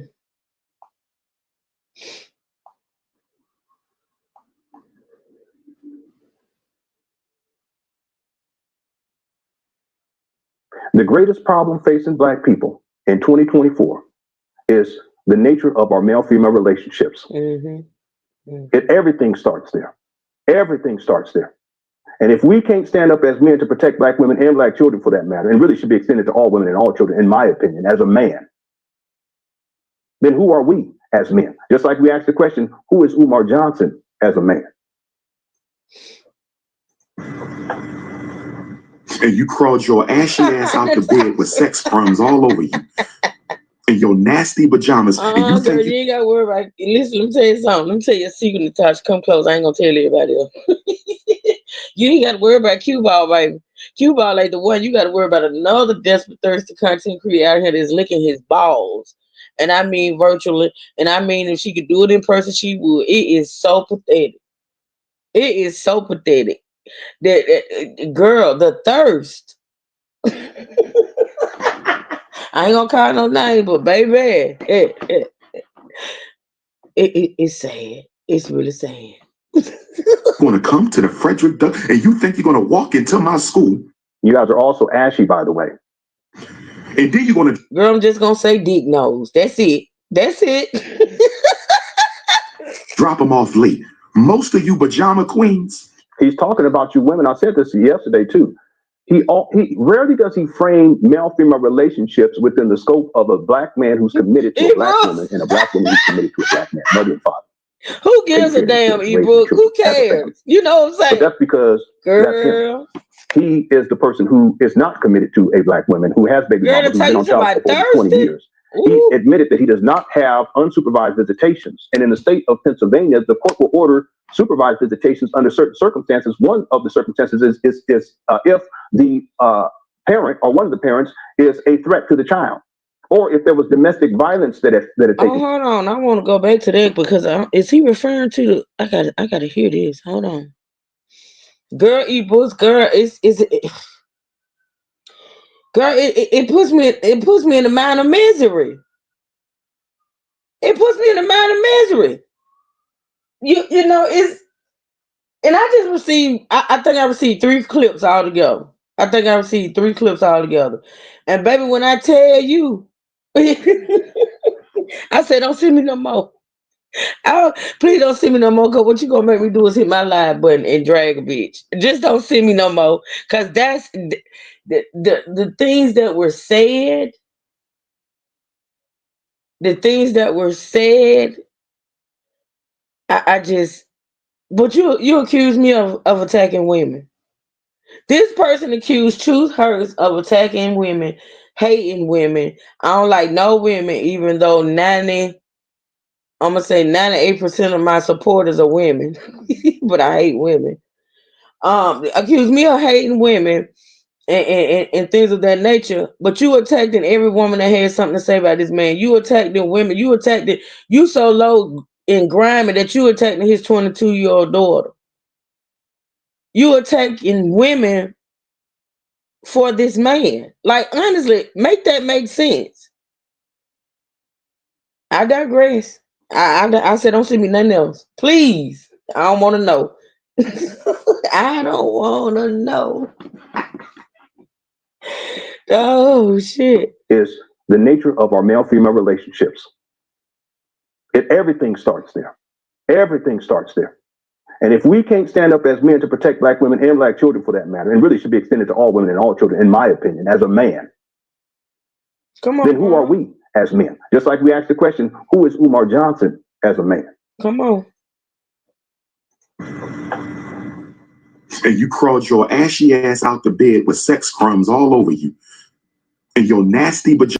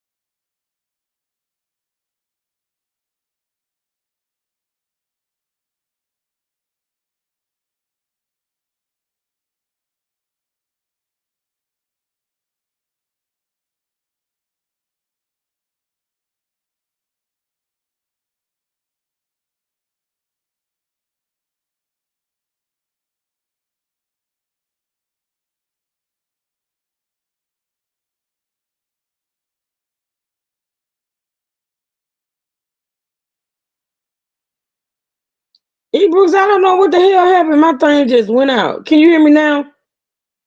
My phone locked up. My phone don't ever lock up when I'm on showing y'all. The hell? Can you hear me now, Brooks? Let me know, baby, right quick. I don't know what the okay, thank you. All right. I'm gonna have to watch it. I wasn't watching my phone, I was watching my laptop. All right, here we go, y'all. The child, or if there was domestic violence that had taken place.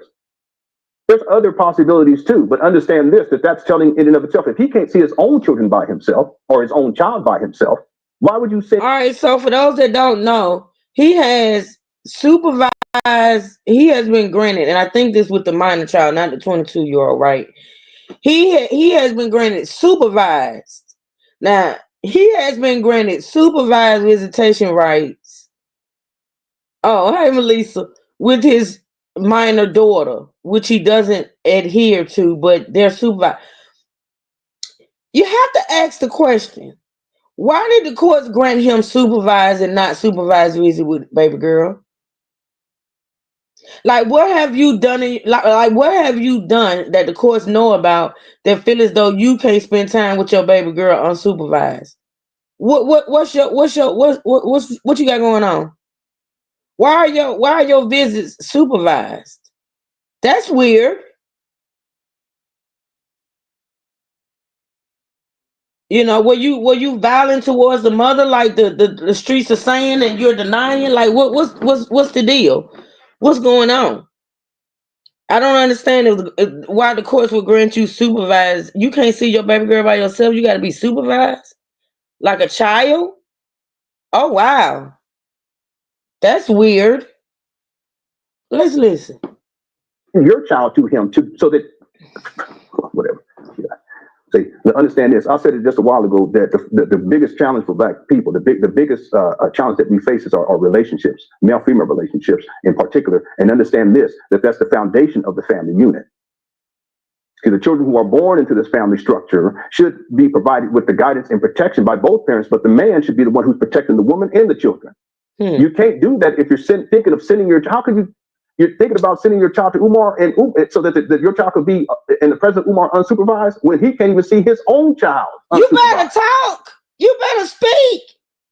And that's the thing. He shouldn't even be allowed to be around children unsupervised if he can't even be. If the court said he can't be around his own child unsupervised, he shouldn't be able to even open the school.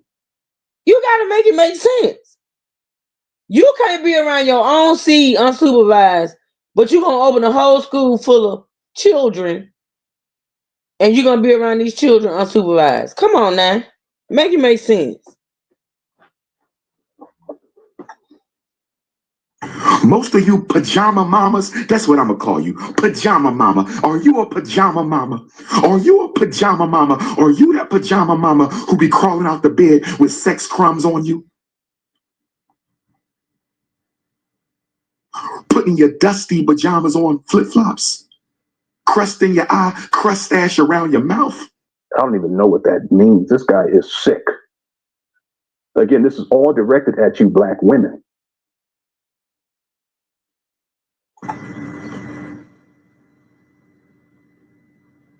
You didn't go to bed till 4 o'clock, so you woke up late? Because your bend over session didn't start till about 1 in the morning? Wow. Wow. Who talks like this? It's supposed to be principle. Okay, viewer discretion is advised. Okay, when he says bend over session, you guys, you can use. I am so sorry if y'all hear that noise, but the yard man on the side to show up, y'all. I apologize. I know if I hear it, y'all probably hear it, but I don't know. Girl, listen, y'all hear this? Your own imagination on that, but that's besides the point. Why is he talking like this in the first place? And so he's talking about you Black women. You guys stand up early, late, and you bend over session. You know, the thing is that he's not framing any of this within the scope of being in a loving relationship with the man. And if men, if you in a loving relationship with your woman and y'all making love, but you listen, as long as y'all both enjoying and you're both respecting each other and everything, that's y'all's business. That's private. But Umar can't even conceptualize you Black women and you Black men for that matter being in a loving relationship and just making love. He has to turn it into something where it's, you know, yeah, you just laying up at night and, you know, you I can't even think like that. This guy, he's sick. But you know what? One of the reasons why he thinks like this is because he lives like this. So he just projecting onto you black women. That's why he's always talking about cookies. Cookies this, I want to crush your cookies. And when he says that there's so much vitriol,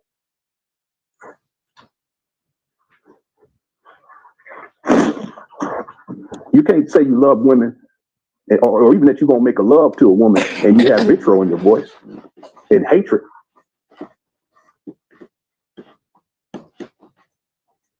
In your nasty pajamas, and you think you're going to come to the Frederick Doug, and you think you're going to walk into my school, and then you're going to drop them off late. Most of you pajama queens, most of you pajama mamas, that's what I'm going to call you, pajama mama. Are you a pajama mama? Are you a pajama mama? Are you that pajama mama who be crawling out the bed with sex crumbs on you? Putting your dusty pajamas on flip-flops? Crust in your eye, crust stash around your mouth. You didn't go to bed till 4 o'clock, so you woke up late. Because your bend over session didn't start till about 1 in the morning, till Mike got free. Wow. Wow. From selling his weed pack. So Mike didn't get to your house till 1:30. So you're just dealing with just some dude. You black women, you're dealing with some dude named Mike. He was out there on the corner, slanging, as we used to call it, slanging. And he get there when he get there. And you waiting up on him and waiting up for him, and then y'all have this whatever type of sexual stuff he talking about. Your discretion is advised. Okay. And that's why you black women, you come to his school that doesn't exist. All this is a fantasy. Understand this, because there is no FDMG. It's not coming. This is just what he's making up in his mind. Absolutely. You're going to show up at his school that does not exist in your pajamas with crust on your face and all this other stuff with weave and all the other crazy stuff he says. And because you do this, you're unprofessional. And therefore, he's going to enact vengeance on you by taking a super soaker water gun and spraying you down. Who thinks like this? Again, I'll ask the question, what kind of man is Umar Johnson? Who is Umar Johnson as a man? Should Umar Johnson, who has promised to open a school for black boys, be the president of children based on what you have seen in this video so far? Can you imagine your own quote-unquote child's quote-unquote school principal talking like this online and ranting? And this isn't the only one. There's so many other examples. I just think that this is one of the more egregious ones. And it's more recent too, by the way. And then, of course, as a black woman, should I support and defend Umar based on what I have seen in this video? Let's continue. You and Mike didn't go to sleep till 4 o'clock because y'all was. Yeah, I agree, Gabe. I've been binge watching him when I can. He got a lot. I mean a lot, Gabe. He got so much that I joined the membership, honey. I had to get into the membership. I like this Linus guy. He is on Dr. Umar on everything. Absolutely. And he's knowledgeable. See, this is why I like him. He's knowledgeable. Everything he speaks about, he knows, and he has, receipts. He did a whole documentary. That's just part of it, what I play. I mean, he's got others. You know what I'm saying? He's got a lot. He has a lot. Yeah. Black magic. And so you want to bring your son late. You want to sound him in like, oh, Dr. Umar, I'm so sorry I overslept. Dr. Umar, I'm so sorry I overslept. Right, and you think you're going to bring your late ass in my school? You think you're going to bring your late ass in my school with sex crumbs all on you? I'm going to line your ass up. I'm going to line you up. I'm telling you right now, he's black a whole mother. Joke. And I'm going to aim He's a at them. whole joke. He's the dude is pointing a damn chocolate milk jug at him. He gonna super soak a woman, super soak a woman sitting in a whole hotel room. This man is in a whole hotel room. If you think about it, he's a homeless bum. I mean, like to this day, they say he ain't got no. He's a homeless bum, and he's demeaning women. He's sitting there like a kid holding up a damn child. I tell my grandboys, you know how little boys like to play like they shooting with, they'll pick something up I don't do that. That's not cute. I don't even buy water guns. I don't buy fake guns. I don't buy none of that shit. You sitting up there looking like a little boy. This is what we teach our little boys not to do. You know what I'm saying? But you opening up a school for young men? Boy, bye. Weave, I'm gonna aim at that perm and that blonde hair. Y'all know I can't stand a black woman with blonde hair. You know I can't stand a black woman. Oh, I'm gonna line you. Well, let's be clear. When he was dealing with that stripper, she was sending him pictures with her with blonde weave. He didn't have a problem with it then. Oh wow. What? And I'm a super soaker your ass. Since you didn't want to wash your ass before you brought your son in. I cannot. I can't. Where's all this coming from? He got an issue. He got So a problem, Mr. Arnold. He how got he a thinks problem. about you black women. Oh wow. If you don't come how he wants you to come to up there, then there's going to be consequences. Like you're a child. But he's already set up the dynamic in the beginning of the video where black men are superior to black women. This is the hierarchy, but this is in essence, it's what people would call sexism, but really it's misogyny. He's a misogynist. Right. He feels as if he even has the power and authority to go ahead and spray you down, which would be considered to be assault in the real world. Absolutely. But that's not all. Since you didn't want to wash your ass and you crawled out the bed with sex crumbs, since you didn't want to wash your ass, I'm gonna put some alkaline water and I'm gonna put a little I'm gonna put some what we call it? The African black soap. I'm gonna put some African black soap. Since you don't want to wash your ass before you brought your son to my school after you had the sex crumbs, I'm gonna put some African shea butter soap in here with the alkaline water. In fact, I'm gonna turn this into this is a super circle bomb. I'm gonna just bomb her ass. I'm gonna just bomb. So now he's going to throw a bomb on you. Again, the language is the language of violence. Okay, first it's a gun. I know he said super circle, but it's for all intents and purposes, it's a gun. Okay, in his imagination, and now he's talking about it's a bomb, and he's going to throw this bomb on you, you black women. Super soaker, some African shea butter soap in here with the alkaline water. In fact, I'm gonna turn this into this is a super circle bomb. I'm gonna just bomb her ass. I'm gonna just bomb. Super soaker. I can't stand a pajama mama. Always late, always in your pajamas. Always bringing your son to school late, always in your. Do we have any pajama mamas on the live? Be honest, ladies. If you one of those irresponsible, undisciplined, go to sleep late, drop your kid off late, sex crumbs, pajama mamas, where you at? Where my pajama mamas at? Where my pajama? I know some of y'all on here. Stop lying. Where my pajama mama? Some of y'all dropped your son off late to school this morning in your pajamas. Stop lying. Stop lying. Some of y'all dropped your son off late this morning in your damn pajamas with sex crumbs on you.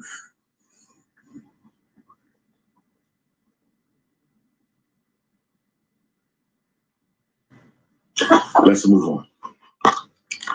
Be business oriented with the school, not friendly. Be business oriented with the school, not friendly. Be business oriented. There we go. We have a pajama mama. She confessed. Sister, no more pajama mamas. Show up like you mean business. If you don't take school seriously, they're not going to take teaching your child seriously. If you don't take school seriously, they're not going to take teaching your child seriously. If you don't take school seriously, they're not going to take teaching your child seriously, brothers and sisters. Ladies, I know y'all love me. Boy, bye. I know y'all ladies love me because I fight for the kids, brothers. See, he think he can talk about women like that, ladies. You know, see, Well, he say he is known to ever have a steady. Is he known to ever have a steady woman or a woman at all? I don't know about a steady woman, but I've heard about women. He's it's a lady out here on TikTok. Well, they weren't in a relationship, I don't think. I don't know, Melissa. I don't know. I don't know. When they said he was not a good dad, they were blocked. Yeah.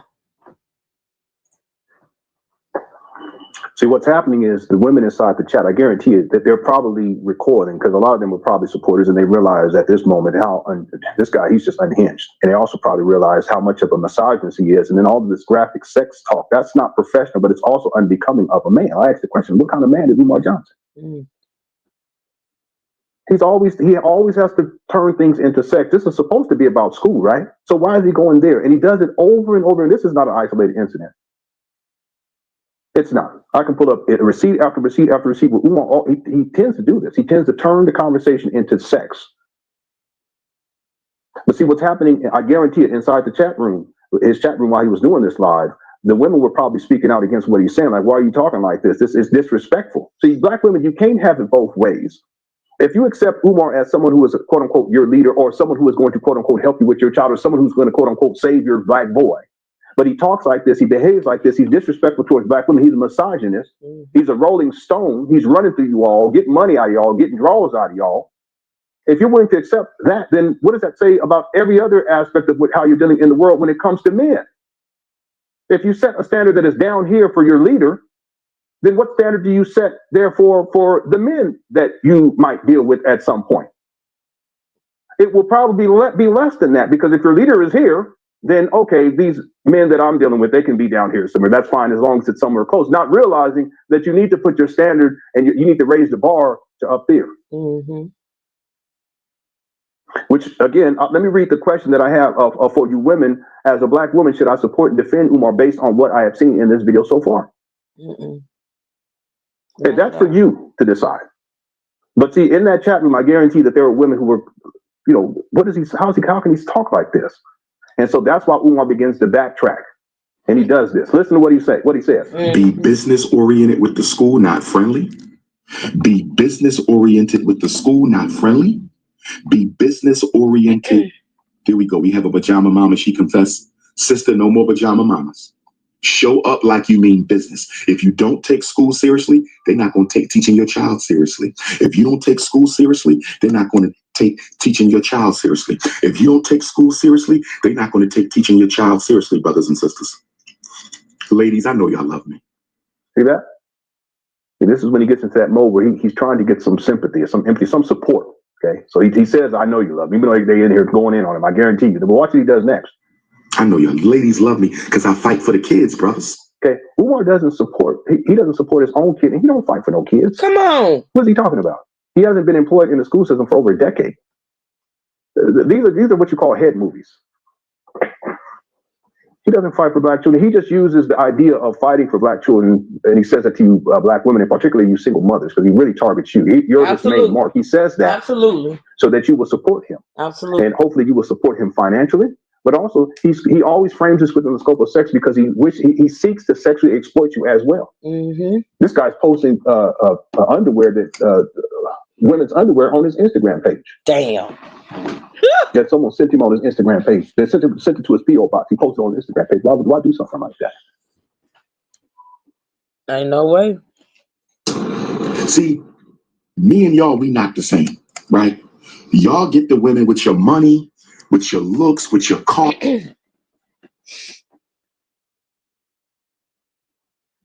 Get the women. I thought this was supposed to be about boys. I see he just told on himself. That's just what I was just telling you just now. Come on now. Come on. See, all this sex talk is just building up. This is his fantasy. This is his mentality. It's called psychosexuality. And these days, he's so unhinged that it always goes to this every single time. He brings it back to cookies. And I get the women, and the women love me. And I'm going to steal your woman, and I'm going to pull her hair. She going to pull my hair. That's why I need it. And I'm going to pull her hair. She going to say stop. Well, that's SA. He said this. Wow.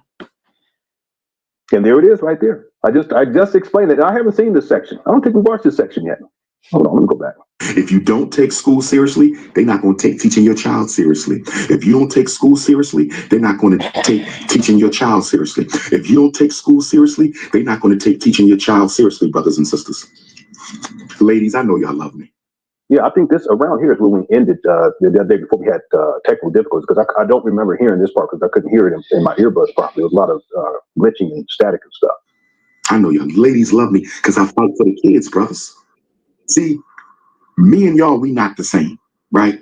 Y'all get the women with your money, with your looks, with your car, with your jewelry, with your bank account. That's how y'all get the queens, right? Y'all lead with materialism because that's all you got. I'm trying to figure out how to, and I'm like Mr. Honor right now because he's trying to speak again. But I'm trying. This is why this man all over the place. You go from talking about the school, the little black boys in the school, then you go to talking about what you call pajama mamas, and then you go on to telling men that nothing like you, and they get women this way and you get women that way. Like, what are we doing here? Like, what's the matter? Like, are you okay? I can take this. Listen, I don't see how anybody takes him seriously. He's loud. He's aggressive. He's articulate, which is one thing a lot of people fall for. When someone, it happens on you. Hell, it happens over here where we are. You get somebody that can speak, can verbalize, can be articulate. They people fall for the trap. They fall for it every time. And the whole time they being articulate, they dumb as fuck. Like they saying some of the dumbest shit. And people fall for it. Like how in the hell does anybody fall for anything this man says? He's a joke.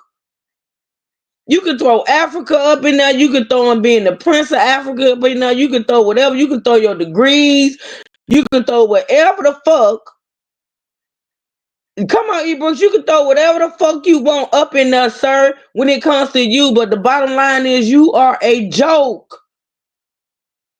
You are a joke. You are a clown, basically. A whole sideshow. Like, who the fuck falls for this? Who falls for this type of bullshit? And not only fall for it and get wet in their damn panties behind it, but actually donates money. Who does it? Weak women. I'm sorry.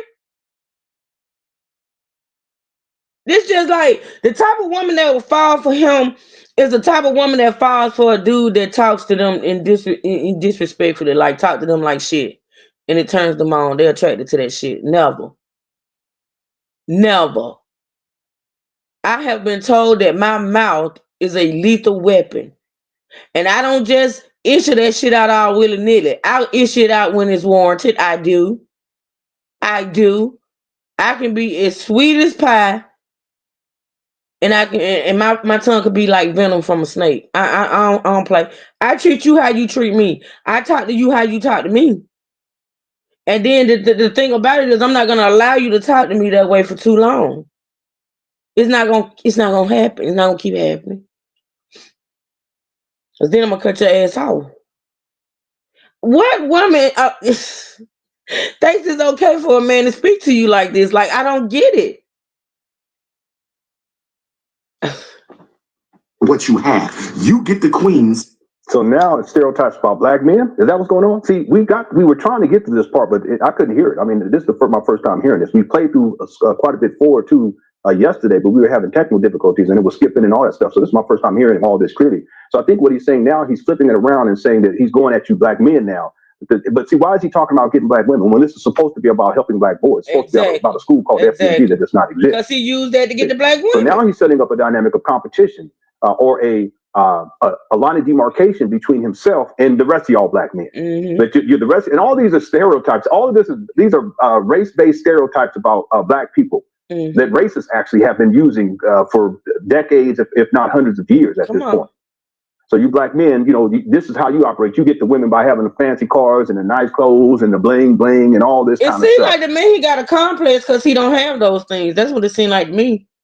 It seemed like to me he got an issue with the dudes that actually got the nice cars and the bling bling and shit because he ain't got it. We know this dude stay from pillar to post. Mama closet, they say, hotel rooms and this and that and the third. So it seemed like to me he's hating on the black men that actually got it. That's what it sounds like to me. But why are you mad? Why you mad? Because all the money you done stole from them people, and I say stole. Because if you have been donated all this money, you ain't did shit with it, you stole it. You're a thief, right? So why you ain't got it, sir? What you doing with the money? Like, what's going on? But see, interestingly enough, Umar's not committed to a black woman. He's not in a committed relationship with a black woman. And instead, he's out here living a sexually promiscuous lifestyle. But now he wants to flip it on you black men and say, listen, y'all less than me. We're different. We're different. You get the women because you have the cars and the jewelry and the nice things and the materialism. But then he says, and I'm different. And I don't know why he says he's different. Let's see. With what you have. I got money, I got car, I got house, I got this. You lead with possessions. See, Umar doesn't have a house. He doesn't have a car. He uses rentals. And the house that he stays with from time to time, it's his mama's house. And he stays in the closet, literally. See, I told I told y'all this dude got a whole conference. See, let me explain something about the woman that wants a man with the house and the car, because you know that man is a man. That man got goals. Not all of them, because you know some asshole. It's a little asshole in everybody, but you mad because women are attracted to men that got something. You mad. You mad because women are more attracted to a man that can actually take care of her or contribute to her life. You mad because women want a man that got a house and a car and not have to rent cars and stay in his mama closet. You mad. It's you motherfuckers that staying with your mamas for me. You know they claim I stay with my mama. Where you at? I done look. I just motherfucker come out here and say I stay with my mama. You feel me? I stay with my mama, but then on another day I stay with my daughter, which is technically, if you look at it, my oldest daughter stay with me, cause that girl ain't never at home. She ain't never at home. She in her crumb snatchers always here. I have to put them out. To have my, my grown up. Come on now, bro. You got these motherfuckers out here that's actually staying with their parents and talking big shit. You know what I'm saying? And let's just be clear. And I've said it over. If I have to stay with my parents to take care of my parents, I am there. I am there. And it ain't nothing to be ashamed about. Absolutely nothing. But that's not my life. That's what people put on me. My parents begged me to stay with them when I lost Tony. They were so concerned about me. They begged me. I was there for a minute. I had to come home. I needed my own space to grieve the way I grieve. You get what I'm saying? But but you know what really gets me is the same people that try to use that as a jab towards me, that I stay with my mama, I stay with my daughter. They themselves or know of and fuck with people that actually stay with their parents. Can you make it make sense? But that's neither here. I got triggered for a minute because this motherfucker reminded me of a female version of him that come out here and talk all this shit and stand in his mama closet. The grandkids that never come over that we girl E. Brooks. Oh my God, it's the lies for me. Putting out the children and grandchildren for a role. You know what? Listen, Melissa, let me tell you something, girl. I love my children. I love my grandbabies. That's why they're able to come over here and take over. But the takeover has to stop when I got to be me. Yeah, I got to get me. You know what I'm saying? And I'm respectful to my girls and my grandkids. I don't do certain things, and when they in the house, I don't. So they have to go home sometimes. And sometimes, listen, Melissa, let me tell you how bad it is. Sometimes I said, fuck it, I just get in the house and I leave. Y'all know I leave. I leave. Well, mama, you telling us we can't come over. We want to put, have the children and put the children in the pool. Okay, good. Y'all have it. I'm gone. I'm just saying, that's just the way it go. But I'm going to get me. Oh, back to the subject at hand.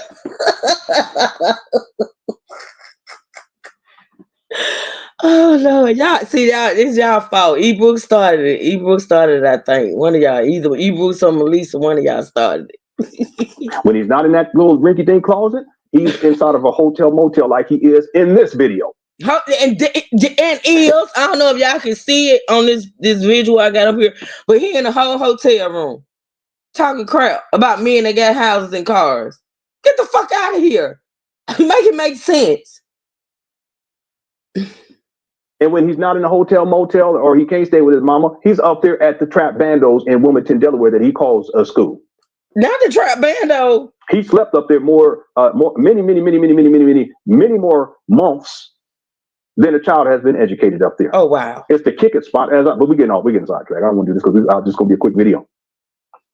But he's telling on himself, right? You say biblical instructions before leaving. Wow, that man that's talking, he's deceived too. He don't know what he be talking about. That man talking about you got to call your from the grave. You know what? I ain't got time for ignorance. It be the people who I know right off the rip that I see their name and I know they finna get blocked before I even read their comment. That's what that be for me. But let's do this for you. Let's make your day. Okay, there you go. Have a nice life. I don't know what the hell you talking about. Right there. He's telling the truth. He doesn't have a car. He doesn't have a place to stay. Come I on. mean, he doesn't have his own residence. He got evicted from the last two. Remember, he flipped that phone and showed his living conditions, and he was living in a filth like I a hoarder. saw that, y'all, and I'm gonna put that up. Damn, I gotta write this down. I'm gonna put that in the short, and I'm gonna put that school in the short. But at the beginning of that documentary that we listened to Monday and the rest today, yeah, it showed his living conditions. Y'all would be amazed. I'm gonna put it up. He can't talk about nobody. He can't talk about no pajama mamas. He can't. He need to talk about why he was living the way he was living when he was living like he was living. Come on, bro. He stayed with his mama then. They got evicted from there. They got evicted from the place before that. Wow. Ladies, I know y'all love me. I know y'all. Ladies love me because I fight for the kids, brothers. See, me and y'all, we not the same, right? Y'all get the women with your money, with your looks, with your car, with your jewelry, with your bank account. That's how y'all get the queens, right? Y'all lead with materialism because that's all you got. You lead with what you have. You get the queens with what you have. I got money, I got car, I got house, I got this. You lead with possessions. You lead with what you have. I lead with who I am. I see. Now here we go. What was the question I had raised in the beginning? Who is Umar Johnson as a man? Not a man. Not a man. See, I haven't even seen that part that we just played. I haven't seen it. We tried to watch yesterday. We had technical difficulties, but you see that right there?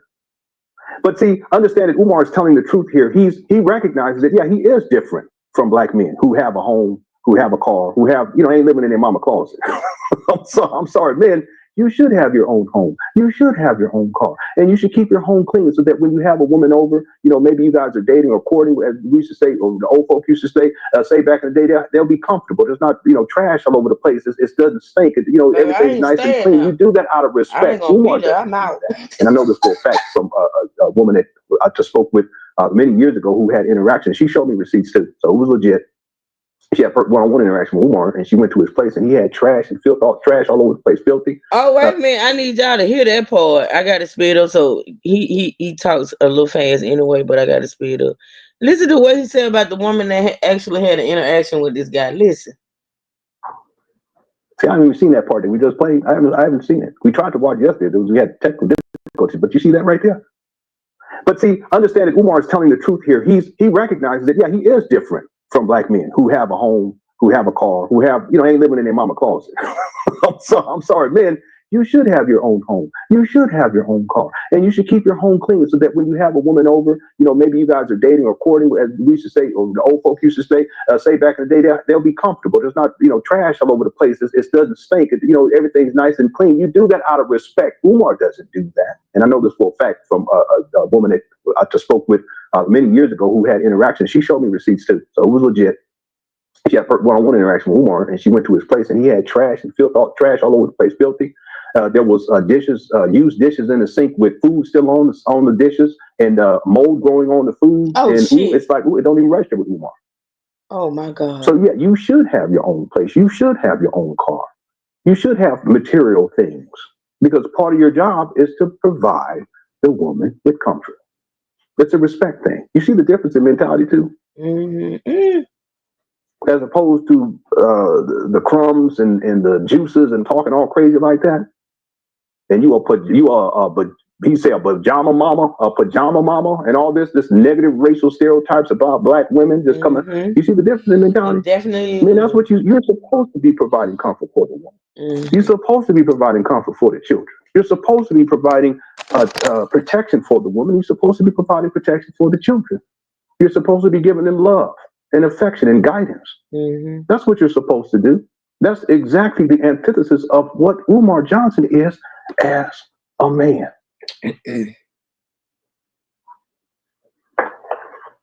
He sure did tell on himself, hit the one. This is a different topic show this evening. We're almost done. We got now 9 people to put the like button. With who I am. I get the queens for who I am. I get the queens, multiple. He's telling on himself. Shouldn't you be, as this black leader, shouldn't you have settled down with one woman by now? But you're almost 50. Wow. He's still thinking like he's 15, 16, 17 years old, trying to be a pimp and a player. Damn. We called players back in the day. I get the queens. What do you mean you get the queens? Shouldn't you be dedicating yourself, dedicating your life? Shouldn't you be committing yourself to a black woman? To a quote unquote black queen? But no, you get the queens. And you're still getting the queens at 50. You're still getting the queens at 50 with the bumpity bump. Love him. On the lips.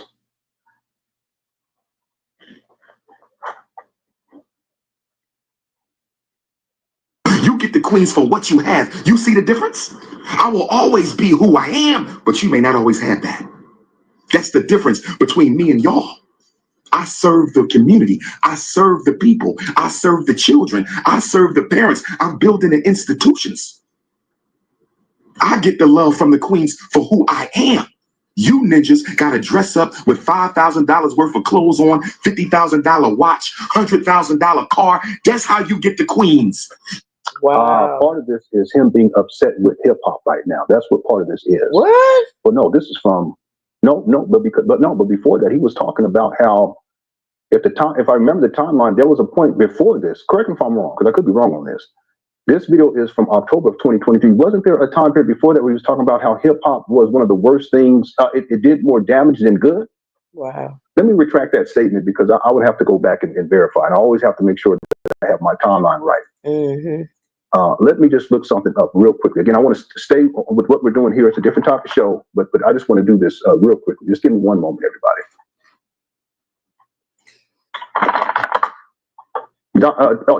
Okay, then Dominic knows. Dominic is like a historian on Umar.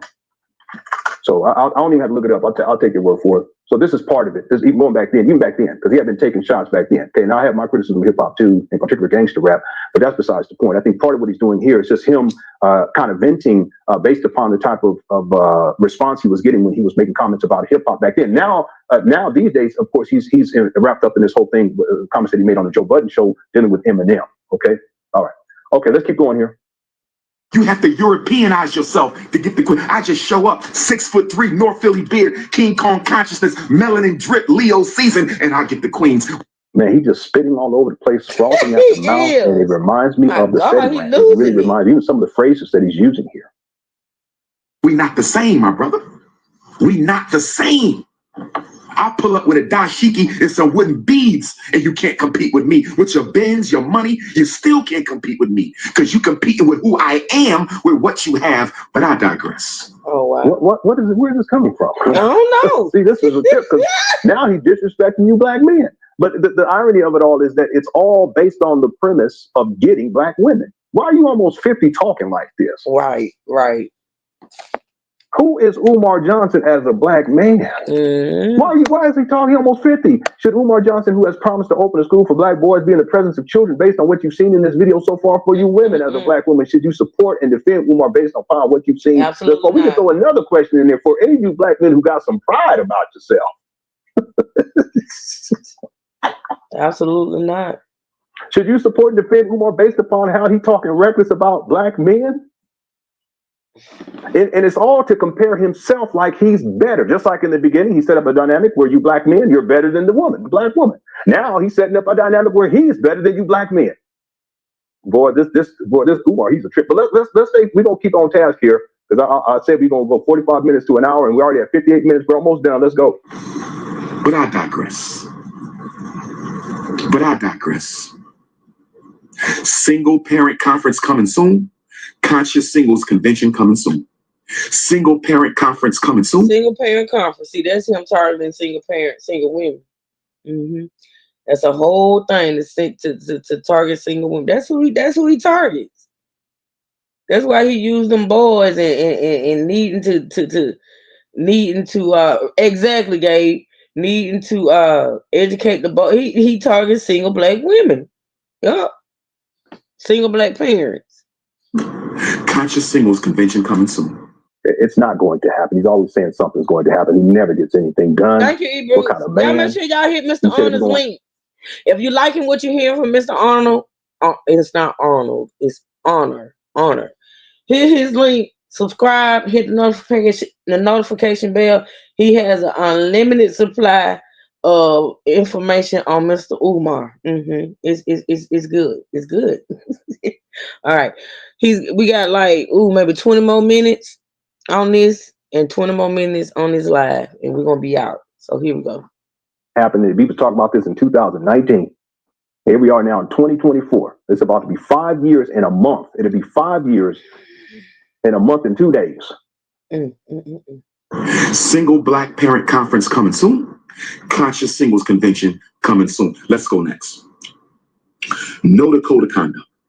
I'm telling you right now, if you are a Black parent and you have not read your school district's code of conduct from front to back, if you code of conduct, what is he talking about? Code of conduct. Look at his conduct. Absolutely. No school system would hire Umar based on how he's talking. No school district. His reputation precedes him though anyway. They ain't gonna hire him just on that fact alone, but that's a whole nother time for another time. But understand that him talking like this and ranting and raging like this, there's no school district in the United States that would hire him. Wow. It's not gonna happen. So, but just by his conduct alone, online. So here he is now going back. Now he was talking reckless, and now he starts to try to go back to talking about the school and all this, the school stuff. But let's see what happens next. are a Black parent and you have not read your school district's code of conduct from front to back, if you are a Black parent and you have not read, your child's code of conduct for the school district, you must read the school district's code of conduct. Boy, this guy, he been turning that heat down. That's part of the problem. He's so out there. Look at him. It's code of conduct. Look at this. Look at your conduct, Umar. From front until back, you must do that. You must read the school district's code of conduct.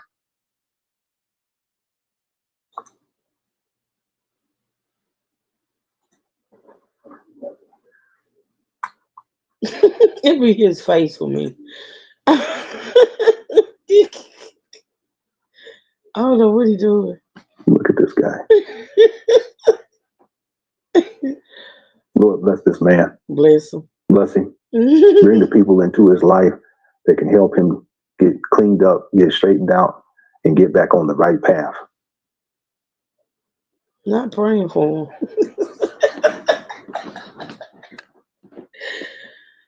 Oh, Lord have mercy. From the front until the back, so you know what you're dealing with. Oh, goodness, Jesus. You must read your school district code of conduct from front until back. So when they try to suspend your child for something that only requires a warning in the code of conduct, when they try to expel your child for something that only requires a suspension in the code of conduct, you already on top of it. Being well informed is half of being prepared. Say it with me, Black parents. Being well informed is half of being well prepared. Say it with me, Black parents. Being well informed is half of being well prepared. Say it with me, Black parents. Being well informed is half of being well prepared. And we can end it right here because I don't know if he goes back to talking crazy. Has anyone else seen this full video? If you have, does it work? Because I want to keep this at an hour, right? An hour and 2 minutes. If you've seen the rest of this video, let me know. Is it worth us continuing, or can I rest my case? I mean, come on. Let me ask the questions again. Question number one: who is Umar Johnson as a man? Based upon what you've seen in this video, the segment of a video. This video again is from October 3rd, 2023. Question number two: should Umar Johnson, who has promised to open a school for Black boys, be in the presence of children based on what you have seen him say in this video?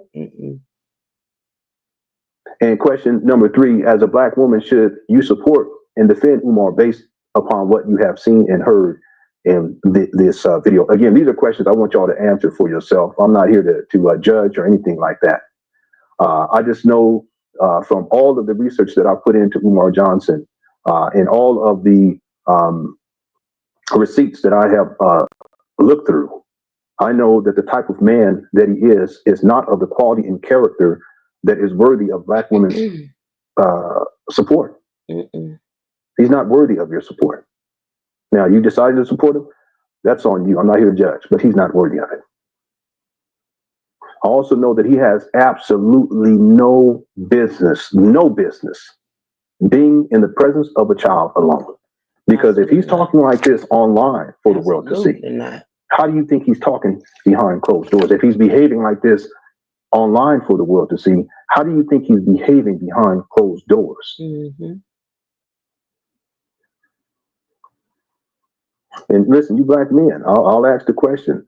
As a black man, should you support Umar? You can even ask the question. If you want to deal with just in terms of your duty as a man, you should ask the question, do I feel as if Umar, let me rephrase it, do I think that Umar is the type of man who would keep women safe? Do I think that Umar is the type of man who will keep children safe based upon what I have seen him say and see in his behavior? And if you say no, you can't support that. You can't support him. Why? Because that would be contradictory to your duty as a man. It's no one's responsibility but yours to protect your woman and to protect your child. That's your responsibility as a man. And when you do it long enough, you realize that you extend that same duty to all women and to all children. And if you get to that point in your progressions as a man, you recognize very quickly that Umar is not the type of man that you should support or that you should defend. And then, of course, the last question for you black women, should you support and defend Umar based on what you have seen in this video? All right. I don't think it's necessary to continue simply because, and I don't know, he may go back into it. Let me go ahead and play just a little bit and see if he gets ratcheted up, because what he tends to do is he'll go and start talking all this graphic sex talking, and he try to go back, but then he can't help himself to go back to it. Let's see. Number 8, number 9.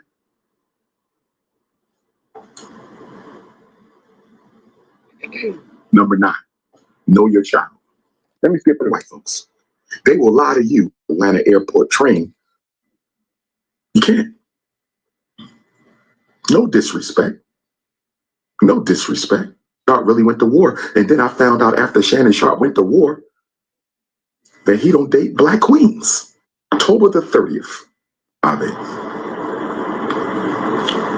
Kwanzaa. We have some spring community grand opening. We can do indoor and outdoor. If we do Black History Month. All right.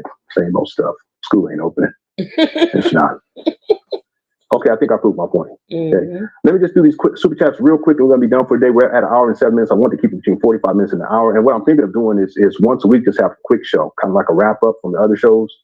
And then maybe afterwards do something where we, for the members to have an after, I don't want to call it after party, but an after show where if you guys want to get together for maybe 20, 25 minutes and just talk for a little bit. I have some member videos going up. I meant to put them up earlier, but I'm going to have some member videos going up right after this. Well, give me a little bit, but it'll be right. Okay, I think that's good enough, y'all. I think that's enough. We can call that a wrap. All right, y'all. So listen, it's just the beginning. It's a whole lot that Mr. Arnold ebooks or some ebooks. Can you drop that link one more time for me? Just one more time for the one time. This is his channel, y'all. If y'all want to go over there and check him out, if you enjoyed what we listened to today, go over there and check him out. Did it come up?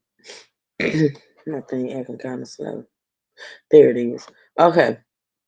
That's the name of his channel. Y'all go over there and check him out.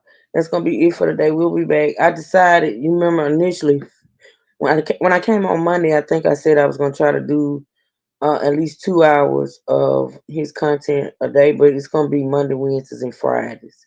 Maybe one day on the weekend, but I don't know. But I am going to try to do Monday, Wednesdays, and Fridays, at least 2 hours of him in the morning. Okay. So if y'all enjoying this content, because like I say, this is going to be a whole series. We're going to be covering a lot of stuff. And so, yeah. Thank you, V. Renee. I appreciate that, sweetie. Thank you, E. Brooks. All right, y'all. We're going to get out of here. I will see y'all later on the T channel. I'll probably be on there about between 3 and 4. Okay, I'm gonna schedule it so y'all will know. Thank you, Natasha. So with that being said, listen, I appreciate y'all supporting this live stream. I really, really, really, really do. Thank you, Gabe. I really appreciate y'all supporting this live stream. Okay, y'all have a blessed, beautiful Wednesday. All right, I'll be back to get y'all through some more of the work day for those that'll still be at work. Yeah, and listen, shout out to all of y'all for supporting the content. I appreciate it. All right, y'all have a blessed, beautiful day. Until I see y'all later. True Sippers and State Gang, stand up, and we out. Y'all have a blessed day.